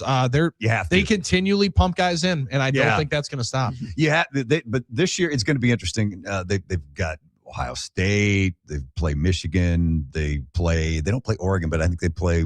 They go to Washington, who's expected to be a really good team this year. Iowa's probably. They haven't even named a starting quarterback yet. It's a battle right now. Wow, Dolph, you're not lying. At Michigan, home against Ohio State, at Washington. That's how you start the conference. I know. That's tough. That's how you start. You know the what conference. though? It's an opportunity. We lived through true. October last year. That's All what the right, coaches Badger say. fans lived through October Yeah. last year. If there's a worse murderer's row, I'd like to see it. I'll say this: they don't play the Buckeyes often, but when they play them in Iowa City, they've had pretty good success, including a beatdown. I think they beat them 55-24 Oh, yeah. like 10 years ago, 10 years ago. I remember that thing number. Yeah. The guy the Packers drafted put him in the Hall of Fame that night. Joshua Jackson. I think he had 3 picks. He was phenomenal. Yeah. Then what happened? Not so much in Green Bay. Not so much in Green Bay. We got before we lose you, I want to make sure to get this in. Let's hear it. Maggie and George on the NicoletLaw.com talking text line had a specific question about your life, Dolph. I don't Come know on now, let's go. Stayed up all night thinking about you or what? About my life? Yeah, well, sort of your life. Okay. She said, I have no idea why I just thought of this. Can you please ask Dolph if he's always liked country music? I'm sure you probably already talked about his work history at some point. I just don't remember. In the radio business, I know sometimes you have to take the job you can get in the format you can get. Basically, she's talking about. I understand now he can do whatever he wants. I like this. So, sorry so long. That's just fair. was always. But I think you've always been a country music fan. I mean, you've been a radio professional for a lot of years. She makes a great point. Actually, I didn't grow up a country music fan, Armen. I grew up listening to whatever was on the radio. You were into radio. Yeah. I mean, I knew of country music. I remember seeing Alabama when I was in high school. They came to my county fair. But once I got into country radio, then I really got into country music. Yeah. You developed it. Yeah. Yeah. And now I would say you were legit. You know, you're on like the grassroots of like being into young country artists, knowing the business, loving the art form of the format. So it's hard to keep up with nowadays, man, because you have so many people discovered via social media, via TikTok, that you really have to do your homework to keep up with all the names. And country radio is great, but boy, when you go to shows at Summerfest or even at local bars with up-and-coming talent that you've never heard of, people know these artists because of Spotify and social media. Sometimes it's even just TikTok. They have a That's fan right. base, you know? Stella Lefty, who's on fire right now in country music, her debut single's called Boston. She was a TikTok TikTok star, and now she's our, what do we call it? Our iHeart On the Verge artist. Ooh, let's go. It's a big deal. Was our girl Ella Langley ever that one? I think she was. No, she made some news this weekend. There were some people excited about it. Apparently, she had a dress unzipped during her concert. Oh, yeah. A wardrobe malfunction. Come on, guys. Come on. Well, I'm just how saying, about you hold on over there? But let's just she's very talented. All right. I'm just saying. Let's talk about her talent. He's talking about the wardrobe malfunction. She was also very quick on her feet and witty, because she quickly threw on that number 26 Ravens jersey there at M&T Bank Stadium. Oh, good. Okay. And everyone's like, oh, she's one of us. I love this woman. Yes. Russell Dickerson didn't Genius. get quite the response when he did half his show with his fly down this past week. Whoa. And he apologized to the crowd. Well, saying, sometimes you got to go viral. Crowd. You know? Yeah. I mean, That's Hunter's guy. We're gonna definitely have to ask Hunter about that. We're gonna have to ask him. So bad. Russell Dickerson was here a couple weeks ago, and Hunter had to work Brewers Cubs that whole weekend. I know it was killing him. It was killing him. He's one of the best. He's just duty calls. Not nearly as good though as Scott Dolphin. We are gonna ask you about your trip coming up tomorrow. We're gonna. Oh yeah. We got to make sure we crowbar into it. Conversation about the trip, because we have jet setter, trend setter, and award winner Scott Dolphin always hanging out with us. Always appreciate it, man. There he is, Scott Dolphin, our halftime correspondent here today. It's halftime of the week. We're over the hump. Let's hump some hot takes. It's Fox Sports Radio, Wisconsin.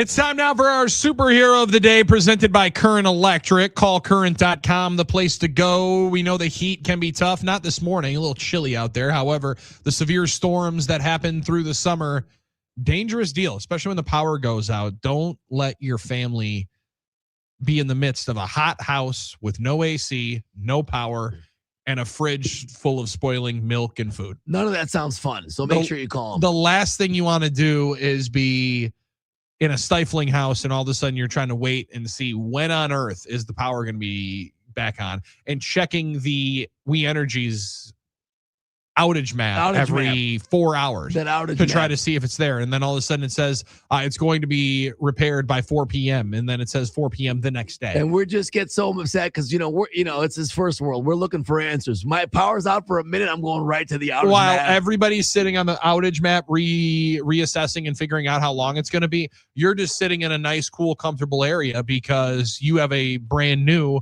whole home standby generator from Current Electric. Yeah, and if you purchase it in July, in the next 9 days, you get a free 1 year of monitoring in the month of July. Let's go. So you get the safety and security of knowing that you have a whole house generator for when everyone else is sweating and stifling, and you get to save money. Call current.com. That's callcurrent.com. Protect what matters most. Schedule your appointment today at callcurrent.com. Our Current Electric superhero of the day, somebody that I know Armen Sarian has been waiting to celebrate.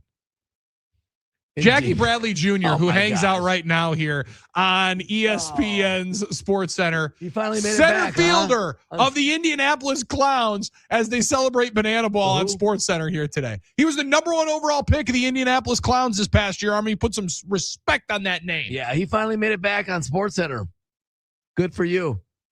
Good for you. Not that sub 500 OPS you had in town. He's on my watch list still forever. I don't know there's ever been a person you've despised more. Now, Jackie Bradley Jr. went out of baseball in 24, was released by the Mets organization, then hired by ESPN for a college baseball analyst. He's like, wait, TV sucks. I'm going to go back to playing baseball and play for the Bananas and play for the Clowns, and good energy. And they got a full top 10 of Indianapolis Clowns highlights. We got an hour to play here. It's Fox Sports Radio, Wisconsin. Huddle up with us.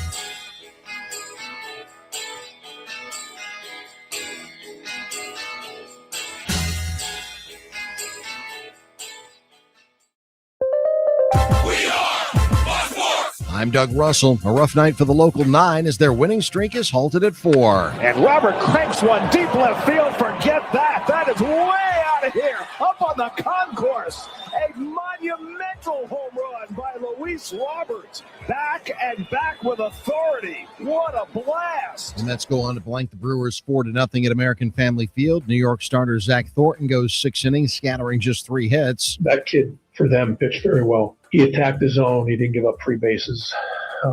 He cut the ball real nice. We did have some balls hit hard, but they don't count. You got to hit them on a line, and you got to hit them where they're not standing. So credit the kid for how he pitched. Brewers manager Pat Murphy. The rubber game of the 3-game series is set for this afternoon starting at 1:10. Compounding the Brewers' loss was a Chicago win. The Cubs clobbering the Tigers 11-2. Milwaukee's lead down to 6 games in the Central. The final hour of the Huddle starts now. I'm Doug Russell on Fox Sports Radio, Wisconsin. Good morning, Wisconsin, and welcome to the Huddle. I'm all for someone huddling if you have something to say.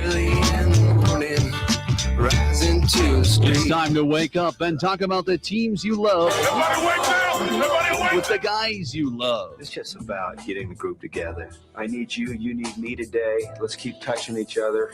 Let's make sure we feel each other. Let's make sure we smell each other's breath. Watch us on YouTube, Facebook, and X. You need 15 or 20 huddles to correlate with the number of cameras. Take the cameras off the field and there'll be no huddles. Now gather around because it's time to huddle up. West left slot, 323 wide stick on 1. Ready, be alert for blitz. If it looks like man coverage, I'll check. I'll go 200 yes. You got to cut and crack. Now cut and crack. Red, right, 18 bob on 1. Ready, cut him and crack. If you look at this play, what we're trying to get is a seal here and a seal here and try to run this play in the alley. We know exactly what we got to do. All right? That's all we're going to do. Let's go out and kick the tape. All right? 1, 2, 3. Keep doing what you're doing. Sit our guys after and make the play. Be right all the way outside. Wide, left, fake, 396 bag, D-hand, C-puck. Is that long enough for you? I want you to be proud of your profession. It's a great profession. Go out there and play this ball game like I know you can play it. With Drew Olson, Mythical, legendary figure. Bill Schmid, Oh, God. This man's been out all night. and Armen Sarian. This is it. Don't get scared now. Sanchez, we ready? Fox Sports Radio Wisconsin is on the air. Fox Sports Radio Wisconsin. It is hour 3. It's the Huddle, and you have Armen Sarian behind the glass. Woo! Wake up. It's the rooster. Cock-a-doodle-doo. How you do at 7:02 in the morning on a Wednesday? You ever actually hear a rooster do that?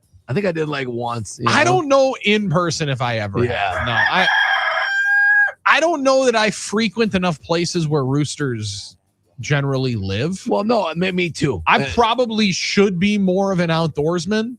However, you're good. I mean, as many would say, I'm very much a city slicker.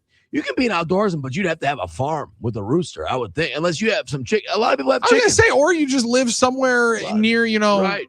a little west of Western Waukesha, I should say. There's a lot of people with chickens. I mean, I know Benny and Merton's hearing this right now, freaking out, saying he's going to send us some chickens pretty I'll soon. find you a coup and you throw one in there. No, nobody gets it done like Benny and Merton Fido out there. I've potentially wanted to do the chicken coop. Oh, yeah, we've talked about chickens and stuff and getting your own eggs. And on the Hot Take Hump Day, I don't know that I'm a trusted enough chicken parent. Hot Take Hump Day. Billy doesn't know if he can take care of you have taken care of dogs, 2 children. Yeah. But you don't think you can handle the chicken? I don't know that I'd have it in me with the chickens. Now I would want to, and the other part of it is, Armen, you can get some good chickens out there. But as you know, as my man Marshawn Lynch once said, take care of y'all bread, take care of y'all chickens. I would be taking, I think, potentially too much care of the chickens. Like, I'm not worried that I wouldn't be able to care for them. I'm almost more concerned that I would care too much for them. Okay. And then neglect every other part of my life. You'd get too into the chicken situation. I have a potentially addictive personality. And once I saw that first batch of eggs fire out there. And you're like, oh, this is great. I can have a whole thing going on. I can have an whole, you're like me with fruit trees, aren't you? Over, dude. You're like I me. would be so dialed in. I'd be sitting out there tracking all of the the egg dropping habits. I've been trying to maximize around the margins. About one a day from the Rhode Island Reds. How do we find potentially grade A large? How do we find this maybe into the jumbos? Because I buy the jumbos. Yeah, I that's what I'm worried about. I'm not worried about my ability to keep chickens healthy. I'm worried about my ability to tend to my family with chickens. Because this is a beautiful animal. I mean, look at this thing. This is, I think, a Rhode Island Red. That's a beautiful, beautiful animal. That is a cool bird. It'd be pretty cool to know, you can raise these things to produce and not have to worry about eating them. Because that's the other part. But we're not. See, it's not like you have to raise them to be eaten. That would be emotionally tough for me. One of my college roommates, rest his soul, Big John. Him and his family had pigs. They lived in Crivets. Now they would name the pigs each year. And then they would have to rename the new ones, right? I think it was Hammy, Bacon, and Pork Chop the one year. Of course it was Bacon and the pork next chop. year was Christmas, Easter, and Anytime. So there were it's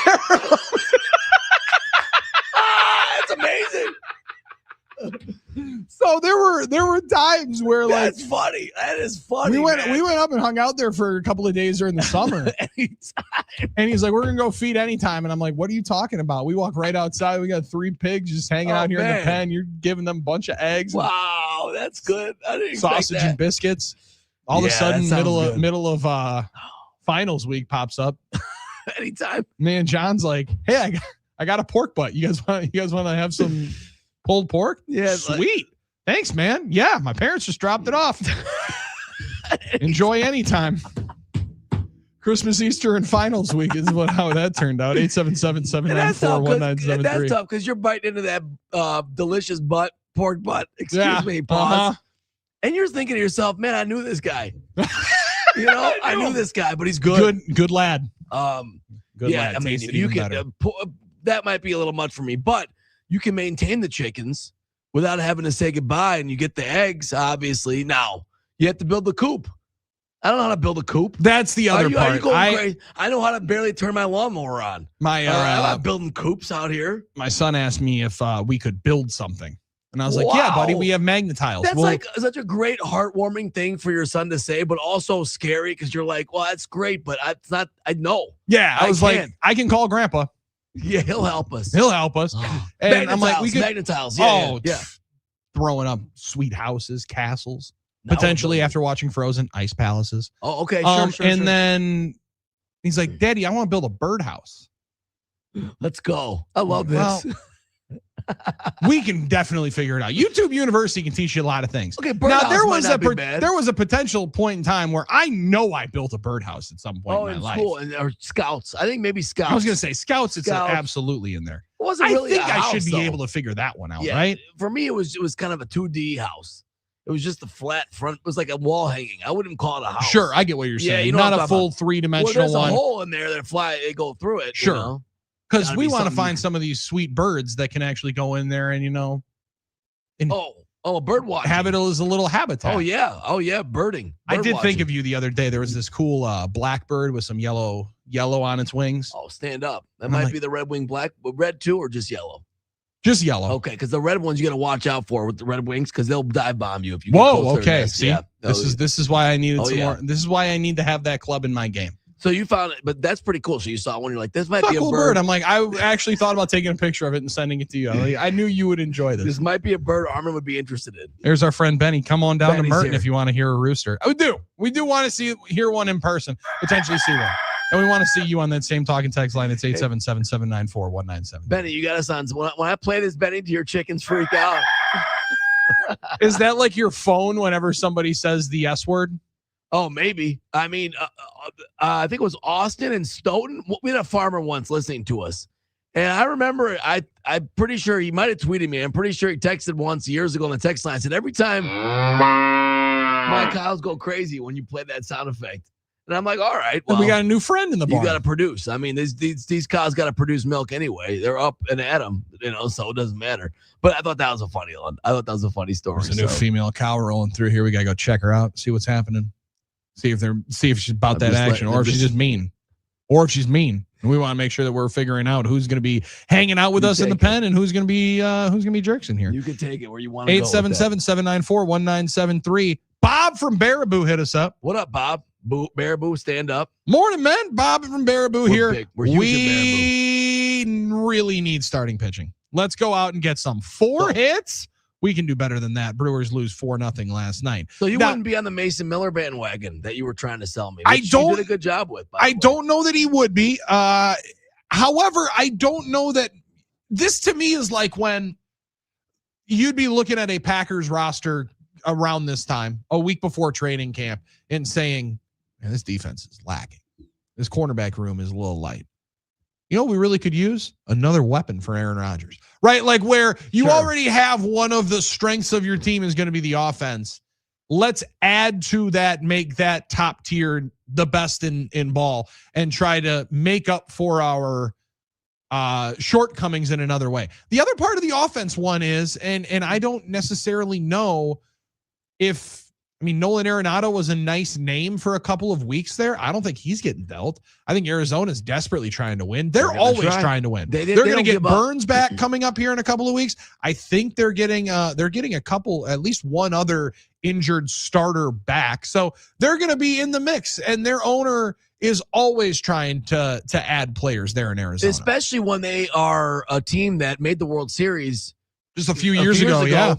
With a team that was basically this time of the year not that good. So they're always going to believe. They win 83 games? I think it was 83, 84, beat us in 40. So I think that's going to be a situation. A team like that's going to believe we can always make that run.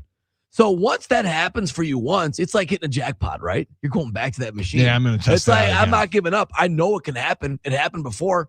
I'm just going to slide it and hit the lotto again. So I'm not surprised there. I don't think there's a lot of GMs, coaches, players, and owners that want to not try to win. I think it's something you have to eventually concede and give up on if you say to yourself, all right, well, we're at a point where we're just not doing it this year. We have to, but guys are trying to keep their jobs. They're trying to compete. Talking about, coaches, obviously. Oh, for GMs. sure. Yeah. Front offices are never going to want to give up. They're going to want to try and scratch and claw their way to try and find a way to make a run and win and make the playoffs to protect their own jobs in a lot of ways. So that's the, overarching interesting point, I think, about the trade deadline that I think people don't talk about as much that has changed in the last 5 to 10 years with the expansion of playoffs. Is there are less teams that are selling now than ever before? It used to be everybody was selling and then everybody was, so it was like half and half, Yep. Or like 60-40. It also used to be a little bit clearer. And that's where the August 3rd at 5 p.m., which is the official trade deadline now. And by that, we mean like 5:45 will probably be when you find out about the last trade because it takes so long to be able to go through the league office and all that kind of stuff. Right. That there's still so many teams that either want to convince themselves they're in the race, want to convince their fan base that they are convinced they're still in the race, and some other ones that are just, like you mentioned, they're trying to figure out, I definitely don't want to get fired. What's the easiest way to have myself on the hot seat? One of my best players go and help somebody win a World Series? Totally. Or is it to do the complete opposite?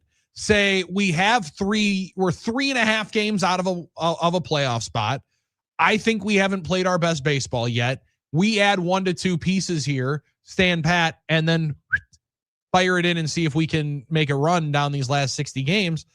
And then all of a sudden you miss the playoffs, and then you're really in the jackpot. Right. So I think there's a real balancing act that teams are trying to figure out. And then you have to look at, and I think this is where case studies and what teams have done in the past, you can kind of look at history to tell you what somebody is thinking. Like, I think with the Padres, AJ Preller is trying to be aggressive. Now, maybe that's aggressively buying. That's generally what it's been. My idea is if they're aggressively selling and Mason Miller's on the table, yesterday, Jeff Passan put it out, chance of being traded as he updated his top trade candidates going into the trade deadline. He updated it with chance of being traded like 40%. Mm-hmm. That's close to a coin flip. If he's on the market, you need to be in the mix there. Joe Ryan, another name that I've been throwing out quite a bit from Minnesota. Now, they've had a weird ownership situation. The poll ads, Good I think point. it got split between the kids, and the one brother was like, let's shed as much payroll as possible. Now other one has the team, and he's been telling everybody, like, we're going to the playoffs. Boy, does that get dicey when there's family drama into like decision making, right? And he appears to be, if there was like a levels to it, and one was on the Armen Sarian spectrum. Okay. This brother is on the Armen Sarian side. Like, if there's a 4% chance of us making the playoffs, let's look at the 15 things we need to have happen so we can make the playoffs. Why not? I mean, right? Like, let's we're here look to at drink. it on the optimistic side. Yeah. And I wonder if that's why they wouldn't be trading Ryan. But he'd be right there in the midst of the conversation as well. And I think he's maybe a little bit less than a coin flip chance as well to be traded. Passon did put in with your boy Buster Olney. A little bit of a manifesto deal of the trade deadline. Early intel. A big one on the 4-letter, which had some and interesting news. one of the questions was 2 weeks before the deadline, the teams we know will be adding aggressively are. So not just adding, insert Jerry Hairston Jr. here. Maybe a straight at Jerry Hairston. Come on. That was kind of rude. He had some big moments down the stretch. He almost had the biggest. Remember that deep one he Almost hit? had the biggest. Remember that deep ball he hit? Oh. Didn't Granderson have a deep? Oh. Yes. I like Jerry Hairston, though. Was a nice guy. I ran into him that Curtis year. Granderson, another one that you just mentioned right there. Man. Phenomenal human. Phenomenal guy. Great dude. He did almost put an absolute charge in one there. Great dude. Great dude. But 2 weeks before the deadline, the teams we already know who will be adding aggressively for Buster Olney, it's the Dodgers. Shocker there. I can't believe it. I know you're stunned. I can't believe the Dodgers are in the mix. The Chicago White Sox, baseball's big surprise. Now that one's fun. That's a fun, interesting They're one. tied for the division lead. They've spent the last 4 years being historically the worst team baseball's ever seen. So bad that I think the first time she texted back, they got a swipe. They got a match in like 20 years. That's how they're looking. And they jumped on it. Guys, we got a chance at something here. And now they might be ring shopping. Why not? I mean, like, let's take our shot. Like, we have one shot. Like, we haven't even maybe met the parents yet, but we're already ring shopping. This was not in our plans, but she swiped on us. We might as well let's just look try. and know what we can have. Let's try. The Chicago Cubs, who rightfully so, They're desperate. always they to were win. pretty all in earlier this year when Yep. they signed Bregman to the 5-year contract. They've done things to show and indicate like they're going to put some chips into the middle of the table. And they've been decimated by injuries on the pitching side. They get Tyone back this week, so they're maybe trending in the right direction. But I would agree. I think the Cubs are aggressively going to add, especially starting pitching at the deadline. Because they never want to be sellers, and they want to. And nor should they. They're over 10 games over 500. They've been as streaky as anybody. And if you think there's a streak in a team, if you're in that clubhouse, I bet you could convince yourself it's you. Right, and they want to overtake the Brewers. That's been their kind of bugaboo. Obviously, they're boogeyman. Right after the Cubs, for Buster Olney is the Brewers. Yeah. Now there's the Braves, Phillies, Yankees, Rays, the other teams that you anticipate would be adding, quote unquote, aggressively. For Passon, he starts up with teams that we'll know that will be adding aggressively. The Brewers goes Brewers, White Sox, Phillies, Dodgers. So if there's some smoke, I don't know if it's all smoke or Armen, if it's just like these guys wanting to throw it in there because of the buzzwords and knowing all the prospects that you can throw out in super awesome trade proposals over the next 13 days that will garner a lot of clicks and headlines of, whoa, Jesus Madej going for this guy. Mm-hmm. Whoa, Andrew Fisher and Jet Williams going for this guy. Like, just the names for the prospect lovers will jump off the page. But I think there's something to, they're not putting it out there that these teams are going to be aggressively looking at additions if they're not getting some decent intel that these teams are actually maybe going to push some of the chips into the middle of the table and finding any way possible to add to the big league. Well, yeah. I mean, you brought up Mason Miller. I think there's going to be some thought maybe amongst teams that are going to have a tantalizing opportunity to, it's like, we don't want to sell our house, but if you're giving us a crazy offer, we might have to think about it. And that's going to be a tough thing too. That might be a tough thing for some teams that think they want to still compete, but say we can't turn down a deal, which has been like the Brewers kind of MO, right? The bites of that's what it was when Hader was dealt. They weren't trying to give up. They just wanted to get great value for a player they thought they could survive with that. I mean, I think that part is interesting too. So yes, what teams and things like that. Boy, I like that. I like that they're hearing that about the Brewers, though. I don't think it just comes out of thin air. I was going to say, so you're kind of in my vein that you're agree. not. That's not just getting thrown out there, kind of wish casting that the Brewers are in these conversations. Because I do think that's somewhat of how Ken Rosenthal's reporting or discussing the Brewers' name in the midst of deadline conversation. Yeah, how it's resonated with some fans is like, well, he's just always saying we need to. Sure. Not we are going to. Well, does that make sense? Yeah. The reason being is we're not really. It's not something you can assume about the Brewers. What you would assume about the Brewers is they're going to keep trying to win with their, bites of the apple kind of momentum, kind of keep the wheel turning, but not make the big splash because we haven't really done that. I mean, so if they're both hearing that, then there must be some indication, or other than we think the Brewers should do it. Because it's not like an assumption you make. I think that's the reason that I'm on that vein with you. It's just not common practice for the Brewers. Oh, sure. And there's a lot of different spots that teams are wondering and teams that are, in the speculation camp of, are we going to move? Are we going to trade? Are we going to send some guys around? Like Clay Holmes is a fascinating case with the Mets. Now, he's not on the big league club right now. He's in the midst of a rehab start. But he was a really, really valuable bullpen piece for them at one point. So some teams would think we could trade for this guy, plug him into our bullpen. He wants to be a starter, might opt out at the end of the year. There's a lot of unknowns at the deadline, and we're still 12 days away. But for this club in particular, that you need arms. You just need to figure out which one is going to be the most cost effective, which one's going to help you out the most, and help you. And the one you identify from your baseball people is the one we like, that we want, that we think can help us win the most. I think that's another big one too. It's like, this guy's got good, but this is the guy we want to start working with. We think this guy's got the best stuff, or stuff we can manipulate, stuff we can work with, guy that'll get outs for us. So interesting, Billy. This is like a mini sprint to the deadline for a lot of teams. Let's see what we got. And some show teams, us what you got. And some teams are passing the test, and some teams downright failing it. Yeah. Right? I mean, you mentioned the Twins.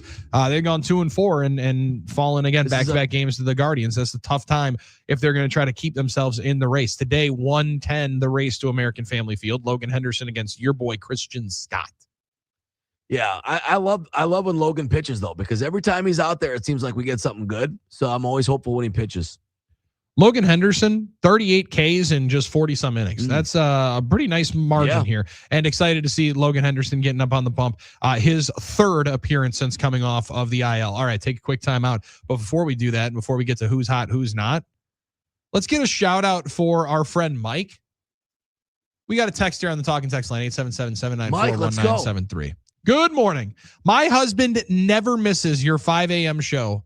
And today is his 78th birthday. Could you wish him a happy birthday? Thank you and have a great day. That comes from Liz. So, Mike, lovely wife Liz, who wanted us to let you know that 78 is going to be your year, Mike. We're proud of you. And thank you for being a 5 o'clock clubber. Now, most importantly, you are in the 5 o'clock club, because I don't think Mike in Illinois has been a part of. He's in the dirty 630. I don't know if he's been a part of the 5 o'clock club, but now you might just be number 78. We'll get you your official number coming up tomorrow.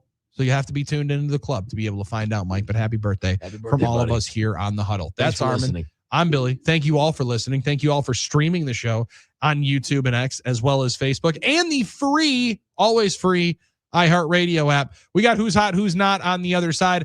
And one social media department that might have leaked the biggest standing story in all of sports. We'll hit that one before we get out of here as well. That's Armen. I'm Billy. It's Fox Sports Radio, Wisconsin's Huddle.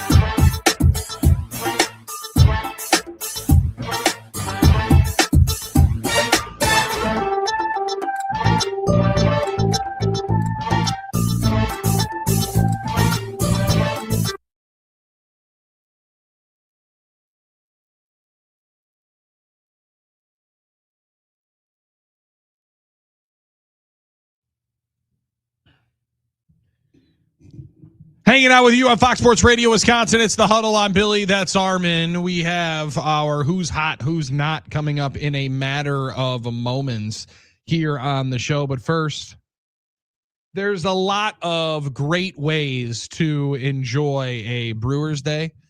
Yeah. None may be better than going to the Potawatomi Sportsbook and betting big, betting bold, bet above the rest, and hopping on their game day shuttle to and from the game today. That's a great deal. You can get the shuttle, make a bet.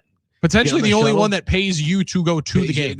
So not only that, you have you got a little action on the game when the Brewers win. You probably bet it. So when the Brewers win, you pay back your shuttle. Oh, it's a great setup. And then you're right back there to get your free pick up your winnings and away you go into a beautiful Wednesday evening. And then, you go and hang out with your family again, which is always fun. Yes. Which is always what you actually Or you can you can stay there and have dinner. You can do anything you want to do. You could take those winnings and tenfold them.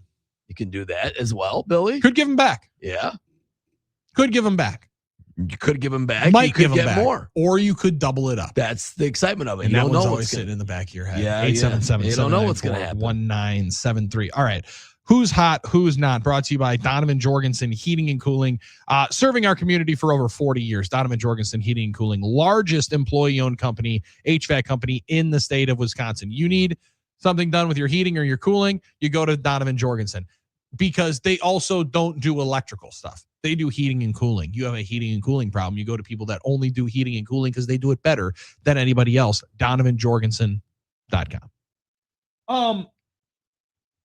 Armen, I don't know if this is going to be in the hot category or the not. It's a not moment for someone, but a hot moment for a team that talks about being heat. The Miami Heat yesterday. Oh, yes. Very interesting situation. So late yesterday afternoon, early evening, is that a fair time frame to put this out? That the Miami Heat's official YouTube page fired up a link for July 27th, titled, on a live stream video, LeBron James introductory press conference. Oh, whoops. Whoops. Team spokesperson told Shams Charania of ESPN on Tuesday the club's social media department was preparing for the possibility of James signing and mistakenly posted the link to the team's YouTube page. The post was later deleted, says it was a mistake, scheduling a July 27th LeBron James introductory press conference YouTube page. Now, I've done this. I've made links and stuff You've like that. made a lot of streaming we links, do our own actually. streaming. Yes. You don't need to do it 5 days in advance. You don't need to do it 5 days in advance to prepare. I'm sorry you don't. All right. Now, that's a little bit weird to me. However, maybe that's just part of the process. Someone had to get a job done. They're going on vacation. They're clicking the wrong. I don't know, man. I was going to see, now you hit the V word, and vacation is the only thing and the only explanation that I could almost put out there in the ether of like, hey, I'm going out of town. Yes. I'm going to be gone for a week and a half. If indeed this happens, get all my work done. It's all right here. All you got to do is hit live. Yeah, but why? You hit live. Then why schedule I've set it all up. Just boom. No, but then you put a certain date on it. Well, yeah. Now that's the here's problem. My right problem. There. Why I schedule for a date. There's the other problem. The vacation situation. All right. How many people do you think are working in Miami Heat Digital? Come on. There's probably a few. Right. So not the only one person can do it. That's all I'm saying. Also, you can do things remotely these days. I think if old Pat Riley texts you on vacation, make sure your team gets something out here. And now it's hard for me to believe that. Well, and we all have different companies. Now we work with, and no free ads, but if you'd like to throw something at the StreamYard is the one that we use. We appreciate it. We like it a lot. It helps us put all our video out on different platforms. YouTube, X, Facebook, all the places you can see our pretty faces. Now, I don't Follow know. me on X. There is probably a lot more impressive description they're putting in there. Maybe there's a lot of links. I think we can pop it up in about 2 minutes. If it had to be up in 2 minutes. Now, you could create that from the porcelain throne. You could do that from the air on Southwest if you're a Rapid Rewards member because you're getting free Wi-Fi now. The Wi-Fi is like good. You can do this from just about anywhere, just about any time in the in a matter of moments. Now, could it be this? But maybe 5 days in advance is definitely when you had to do Could it be this? Oh, let me show you how to do, training a new social media person. Let me show you, for instance, how we would do a link. All right, let's say LeBron. Okay, what's the big thing? LeBron comes in. We need a new link here. Boom, boom, boom, boom. This is how we post it. Blah, blah, blah. Accidentally hit. Maybe that. Now that I would buy way more than anything else. These are real world situations that might happen. Yes. I might be showing someone training how to do a link. Boom, we by accident press live. Oh, wait, that just went out. Because that totally wouldn't happen in a radio studio of like you training somebody on the board and all of a sudden, boom, you accidentally hit your microphone live and you've been on the air for a minute and a half. Stuff like that happens, as you know, William, in this business all the time. So I thought it was hilarious. They're in the hot category if they're signing LeBron James. The Miami Heat would be hot. That really happens. I'd be surprised on two factors. One, because Giannis would have to have been involved somehow in the recruitment, even though he said he's not. Sure. He never wanted to do all that, I thought. But maybe then he started doing that with Dame. So he's like, okay. He's already changed, so it doesn't really matter at that point. Right. And that LeBron forgave the cookies. That's Pat Riley. Okay. I just can't believe I'm that. glad your number 2 is my number 1. You're telling me LeBron's ego got out of the way? He said, okay, Pat, you're my daddy still, and you can take my cookies away. On the team playing. LeBron brings cookies every single night. Pat Riley said the rest of the squad needed a refocusing and a re-energizing. Yeah. Apparently decided that it was going to take he was going to take LeBron's cookies away. Blew up. Who told that story? Was that you, D? I cannot remember. I wish I could. I might be. Definitely wasn't Udonis. Haslam wouldn't say anything bad about the Miami Heat. About the Heat culture. That wouldn't happen. But I'm with you. I don't see LeBron going to Miami for the Pat Riley reason. Basketball-wise, I still think the best basketball decision is for him to go to Philadelphia. Philly, yeah, because the guards. I don't know how many basketballs you can actually have playing there. And those are going to be motivated guys to touch the rock, right? I just think LeBron will defer. We just watched him do that with, Austin Reeves and Luka. Yeah. But Jaylen Brown's going to want that ball a ton. Yep. Tyrese Maxey is going to want the ball and demand it a ton. And by the way, for the 30 games that Joel Embiid's going to play, he's going to demand the ball in his hands most of the time that he's on the floor. And you have Edgecombe, but they are mostly guards. So it makes you think of LeBron. Is he a big man or a guard? Well, he kind of plays a wing now. He could play whatever. He plays whatever he wants, but I don't think he's going to play center and bang.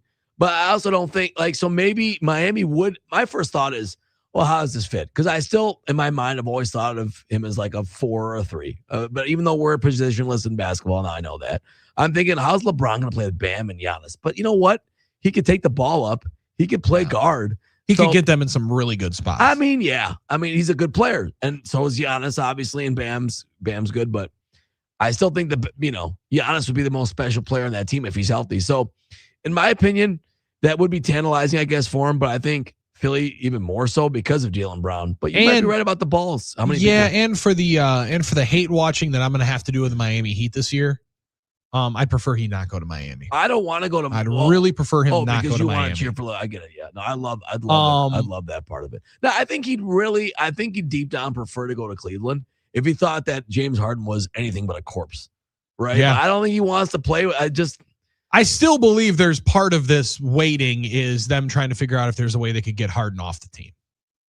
Yeah. Like, is there any way we could get him out of here to ship him to insert random, quasi contender here? Right. Because I would have never team that's convincing themselves they're close. I would have never gotten in the James Harden business. I don't know. And I definitely would have gotten in the extension James Harden business, saying. But that's the business you had to get into to trade for him. So we'll see. From the basketball standpoint and just the sheer, I'm a LeBron James basketball fan. I want to watch him play basketball with the most fun and enjoyable time. To me, that's Golden State. Now, yeah, I could see that. Like just to be able to watch him and Steph play basketball together for 50 some games, and then hopefully 2 to 3 rounds of the playoffs. They're not getting home, but they'd have an interesting shot. They'd give a scare into someone in the Western Conference. But who's not category? Who's not hot? The social media department for the Miami Heat. That was a big old swing and a miss right there. That was tough for them unless they are just putting themselves out there to create some engagement, some interest. Then it is a win. Was somebody else trying to create some engagement yesterday on the old X machine? What was your boy Damian Lillard talking about, Armen? Dame, what are you doing right now? What was your boy Damian Lillard talking about of MF keep my mouth shut? Very interesting situation. Now, I do have a guess as to what the first abbreviation stands for. So a little context. And it's a video of Giannis playing in Greece. Yeah, Giannis playing Greece. And then the question was, Giannis, the quote tweet was something about Giannis didn't want to train with Dame, or Dame wouldn't trade with Giannis, or he would. And then he said, if I could keep my mouth shut, I could. And then the implication was that there was a story about Giannis or some sort of tea to spill on Giannis not wanting to train with him. And they had a lot that he's keeping in. But I don't know if everyone took it that way around here, because I think a lot of people cope this way. They want to find a way to make Giannis the villain type of thing. And, our boy Trey does that a lot. Trey was really excited about this. Well, now our boy Trey did also get blocked by Giannis on the app. So Trey's had a vested interest agenda with trying to create this thing with Giannis and the boogeyman. Now, there might be something to it. And I found it interesting Dame tweeted that. That is very interesting. Yeah, no doubt about it. But was it specific? I didn't understand it. Do you think it's for sure about Giannis? Because I don't know. I think it's absolutely about Giannis. Yeah. There's no chance it's not, and I'm trying to tell myself it's not. No, I think he posted it because he wanted. He hasn't been taking a shot at Giannis, but I think he's making a direct statement that there's something there about Giannis. I don't know exactly what it would end up being, but I do think that was. He's not posting that if it's about Jaylen Brown. Sure, he wanted to defend himself too, because someone said Davion doing what Dame wouldn't do, which is train with Giannis. Yeah, well, in all due respect, Davion Mitchell needs to train if he thinks that he's going to be in that category. Well, that's the other thing. Now, also in the hot category, congratulations to the World Cup final. Peaked 60 million viewers in North America. Huge number. 60 million now. North America. Let's count in what that's 3 different countries. Although and 2 that are definitely going to like the round ball probably more than the U.S. But I saw it didn't help MLS though. They're still at 500,000 viewers for their matches. I don't know that I've ever been more impressed not knowing a sport. Right, like when I watch Connor McDavid play hockey, I'm like, that son of a gun is better than everybody else on the ice. He's faster than everybody else. I don't need to know much to know that guy's different. Watching Messi play, I don't need to know a ton about soccer and the certain breakdowns of plays and game plans to know that son of a gun's better than everybody else. And bad news for the MLS. I'm still not watching. It is. I still am probably not going to watch. We saw what soccer could be. Inter Miami, right? That's the team that Messi's on. Yeah. That's okay. If the MLS was playing a game in Milwaukee, would you and Inter Miami was playing? Well, they have played some matches up here, right? Right. If Inter Miami was playing a game at American Family Field, would you do that? If I got tickets, I'm not going to buy tickets. No, that's the answer. And I don't know that a lot of people are, Armen. I don't think you're alone in that standpoint. If it's once for $10-$20, I'd think about it if my friends and my family are going. And I'm not that excited about the MLS though. I'm sorry. And guess what? Soccer, this is not an anti-soccer take. Soccer fans aren't either. No, I think you might be right. No, they're not either. I think you might be right about that one. 877-794-1973. Donovan Jorgensen presents us with Who's Hot, Who's Not. DonovanJorgensen.com. You're not going to go to that website and find any wrong live stream posts. All you're going to find is a way to get in touch with some people that work at Donovan Jorgensen and more information on how they have been serving our community as the largest employee-owned HVAC company in the state of Wisconsin for over 40 years. A great wake and bake story of the day coming up on the other side. Armen Sarian's right there. I'm Billy Schmid. We round third, head for home. No Drew Olson this week. He is on vacation. He will rejoin us coming up next week. Bring the excitement, bring the energy, and maybe bring some trades as we get closer and closer to deadline season. It's The Huddle on Fox Sports Radio, Wisconsin.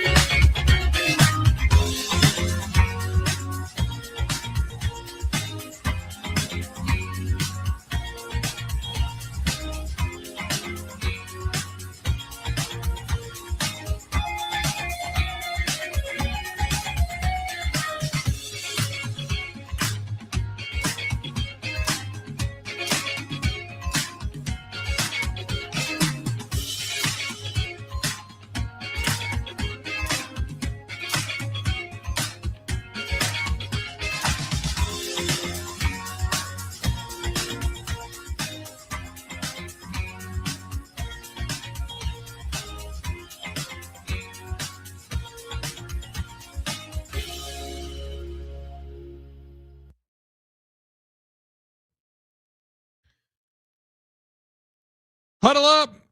Fox Sports Radio, Wisconsin, AM 920 Milwaukee, 1070 in Madison. A couple of places and ways we could go with our Wake and Bake story of the day before we send you out here on a Wednesday. Hand it off to the Hall of Famer Dan Patrick on Fox Sports Radio, Wisconsin. Hall of Famer. He loves having us as a lead-in. I have actually heard it pretty exclusively. And, DP is a big fan of it. Now, he doesn't necessarily like when I talk about the Traeger smoking of the meats. He's a rec tech guy. Right, yeah. Everyone's got their He said I got to figure it grill out with the branding, but we'll figure it out. Once that, that sweet new one gets dropped off at the house, we'll get into it. But everyone's got the grill they love that they partner with. And that I'm always going to be a fan of. Yes. Now, I'm still up for grabs. So if any grill company out there wants to be part of me. You look like a Next Grill kind of guy. I'll take it. I don't care what that is. I'll take it. Now I got two possibilities, Armen. Do you want a chocolate chip cookie infused with your favorite food? Yes. Or actually, how do you do that? Okay. Or just the ridiculous number of cuts that ESPN made yesterday as they consume the NFL network and the incredully talented people that are now hitting the open market here in the sports media landscape. Why don't you drop your take on that with me? Why don't you drop that on me? There's some really, really talented people that I love when you talk going out here, and it is for somebody that loved Good Morning Football when it first started up. Real strange watching Kyle Brandt now on Get Up. They have completely blown up whatever was the NFL that the league was hoping it was. But it for 20 years was a hell of a companion for us sickos that love the NFL. And I love that network and what they were doing with the sport and with the media around it and NFL films.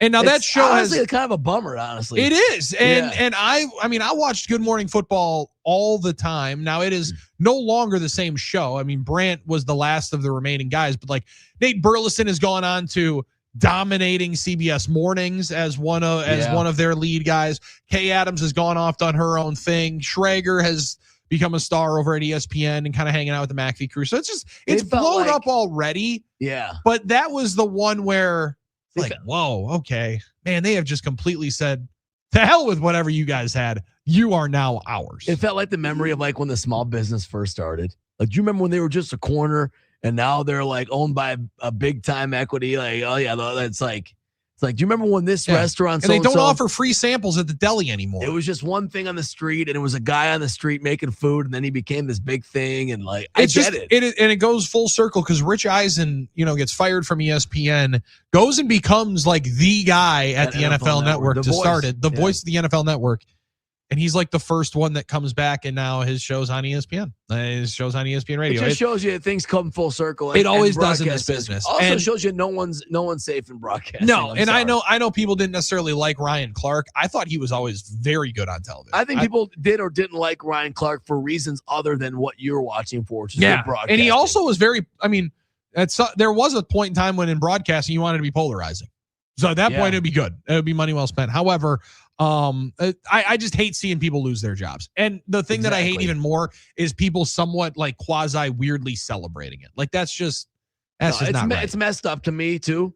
And I think it's because we're in broadcast. We've been through this. We're in broadcasting. And that's weird energy. I never understood that. I never understood that in general. Why people want like, oh, I'm gonna make you lose your job. Like, what's your ultimate goal? For me to not eat? That's a weird. That's a weird energy what's your to ultimate bring. Goal? It's very weird energy to bring. I don't like it. Now, is it weirder energy to bring than? Because I did mention a chocolate chip cookie with your favorite food. Where did your mind go? Pickles, obviously. Is that correct? New at the Minnesota State Fair, a dill pickle white chocolate chip cookie. So I want to know, is the dill inside the dough, or is it? I almost said something I shouldn't have said. Or are there little chunks of pickle inside the dough, or there's dill inside the dough? That was real close. Real close. So it appears that the pickle is like chopped up. That's almost as if they would be chocolate chips themselves. Okay, see, because I don't know how that's gonna bake. I've never baked a pickle. I mean, it looks like it's pretty well crisped here. It's got a little sugar on top. Could you make it? But you could look bake similar to like a sugar cookie. You could bake with dill and put that in the. Yeah, I don't know. I've done the dill pickle pizza at the Wisconsin State Fair. Now, this is also the Minnesota State Fair. No, that's good. So they try to act like they're a cooler state fair than the Wisconsin State Fair. We already know coming up in August, the Wisconsin State Fair, our state fair, is the best state fair. It's the best. Don't miss it. Don't even be late. That'd be interesting. Sweet with the pickle? I don't know. I'd try it, but I don't know if I'd like it. Yeah, I don't know that I would love it. Just give me a pickle. But you're right. I would definitely have to. The big old pickles at the state fair. That's what I'm talking about. And I can't wait for a baked potato. Man, now I'm hungry. Good thing we're done. HappyPlaceHemp.com, promo code Huddle. Go and get it now and get back here tomorrow for Friday Junior. Good work, Armen. Peace.